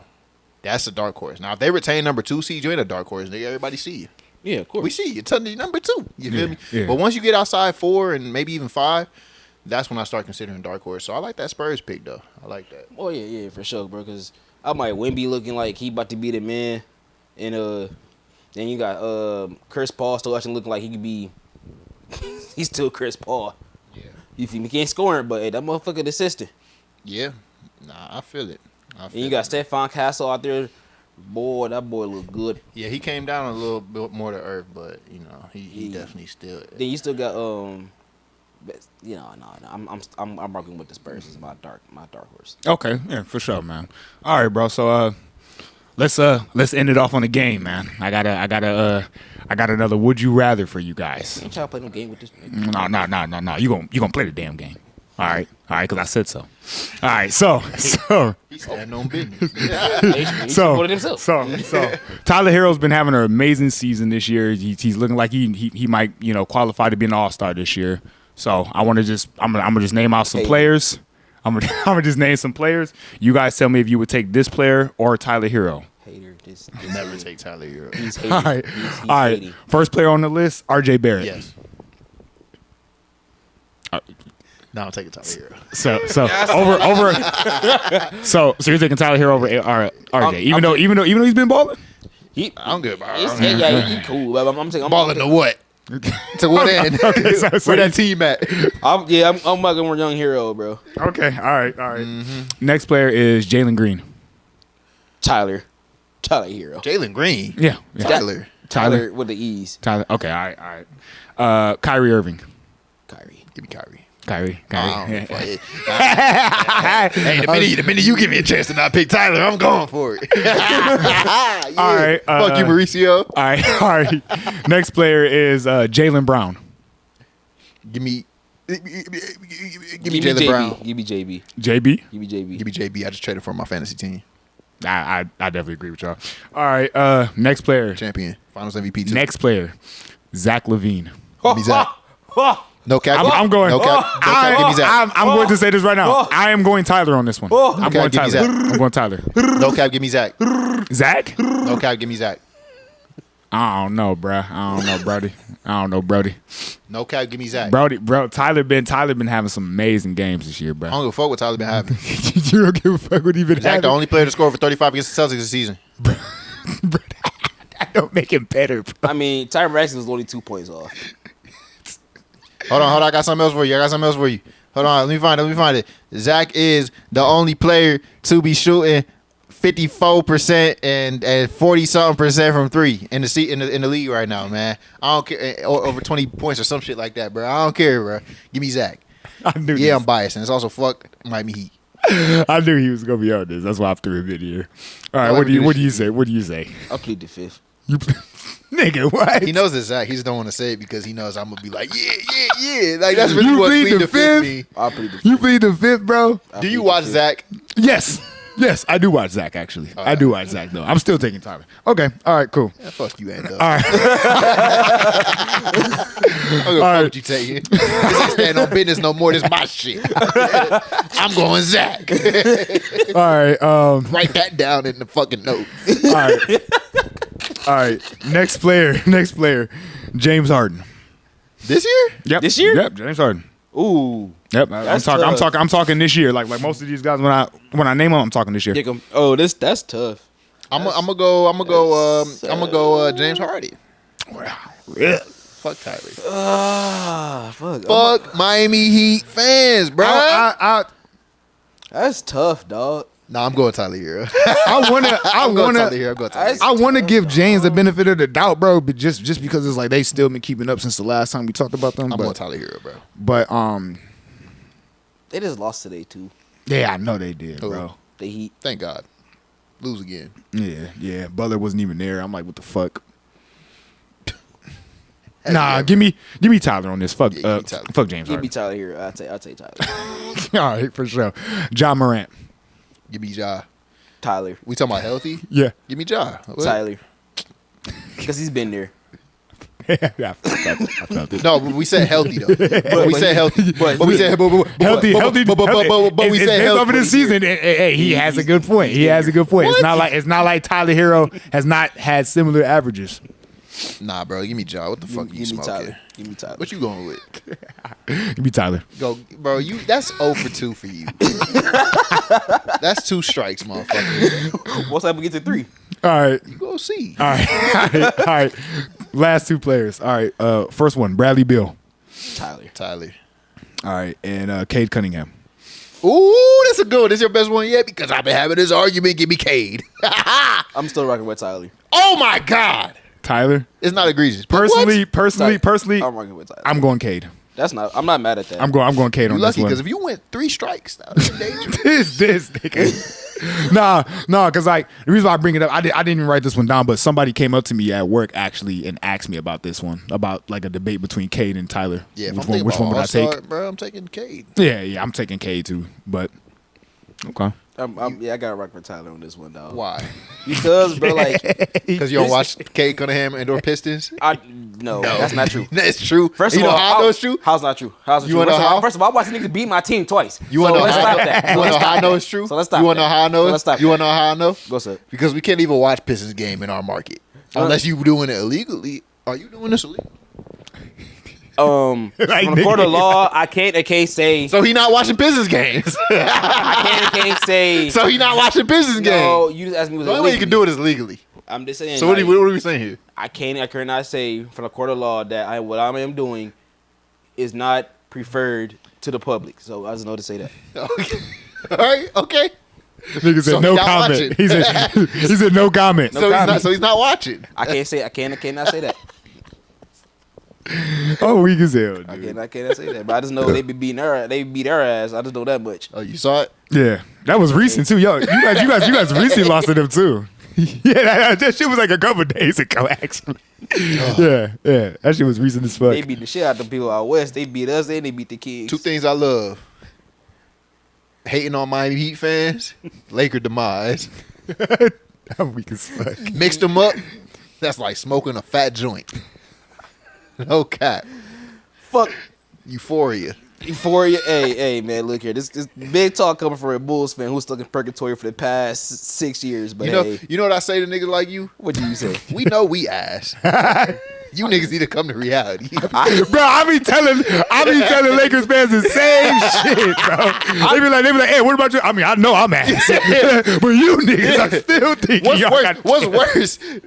Gaslighting yourself? Oh, shit. What's worse, gaslighting yourself or accepting the truth? Yeah, exactly. Hey, look here, man. Hey, look here, bro. Wise man was telling me ignorance is bliss. So, hey. You funny as hell, though, bro. I literally was arguing with some Laker fans about this exact thing, bro. Bro, Mauricio always try to say that shit like, oh, your team. I'm like, bro, but y'all think y'all good. Like, y'all think y'all finna get De'Aaron Fox and all these niggas. And if y'all do, then I'll shut the fuck up. I won't shut the fuck up. I'm just be like, well, you'll still fuck y'all. Just not De'Aaron Fox. Hey, bro. It's better to live like being ignorant to sitting there accepting that we ass. Fuck that. I agree. I know we ass. There's a lot of never mind. When LeBron took that little break, I went up to my friend. I'm like, oh wait, you a Laker fan, right? It was something I was going to ask you. I'm like, oh, where LeBron at?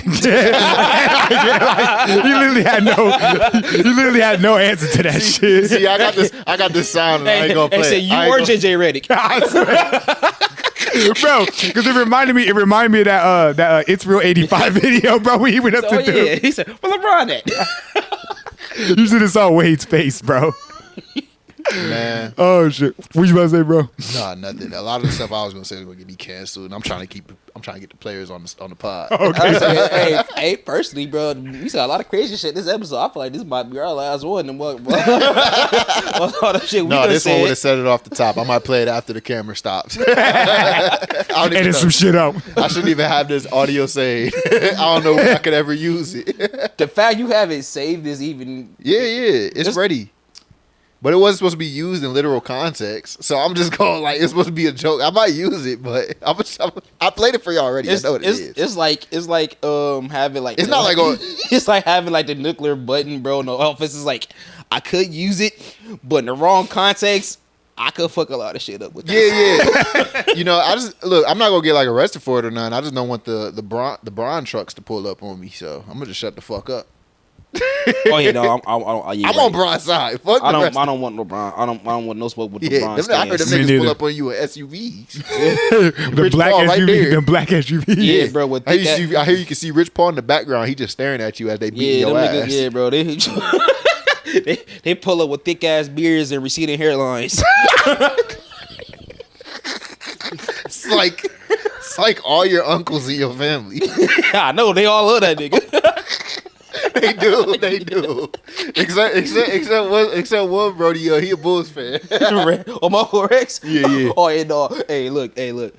Now, when I say this, I mean this in the bottom of my heart, bro. This nigga for sure is a Bron hater. He will literally go out his way. Really, like, you said Scapegoat was a hater. No. This nigga will wake up and find a post to talk shit about LeBron James. I fuck with him. I like it. I ain't gonna lie to you. Can he do that with Tyler Herro too? Oh my god. And the whole Heat fan base. I don't even hate the Heat players. I hate the fans. I mean, you could blame Mauricio for that. Maybe I'll meet a non-ignorant one day. He could be the only one I like because I'm still not. He's not gonna change my opinion on the rest. Yeah. You know I got the guy for you. Don't worry about it. Nah, I don't want to meet him. Heat fan already put him down the totem pole. I might smack him off rip. Hands start getting shaking like this. Heat fan, fuck. This nigga, man. Well, I tried Miguel shit. Miguel? Of course he's a Heat fan. Anyway. Bruh, this nigga. Like, subscribe, hit the notification bell to stay up to date with every new episode we drop. We coming at you with a new video every weekend. Follow us on all social media accounts, Instagram, TikTok, Twitter, at Who's Legion Pod. We appreciate y'all listening and vibing with us. And also, Happy New Year, man. Enjoy yourselves. Happy holidays. Anthony should say drink responsibly for that one because we know what y'all doing. Yeah, drink responsibly on New Year's, please. Please. Thanks. And as y'all already know, man, I'm Vaughn. I'm Antho, a.k.a. the internet's biggest hater. We getting canceled. Peace. This is Legion, we out. Oh, God.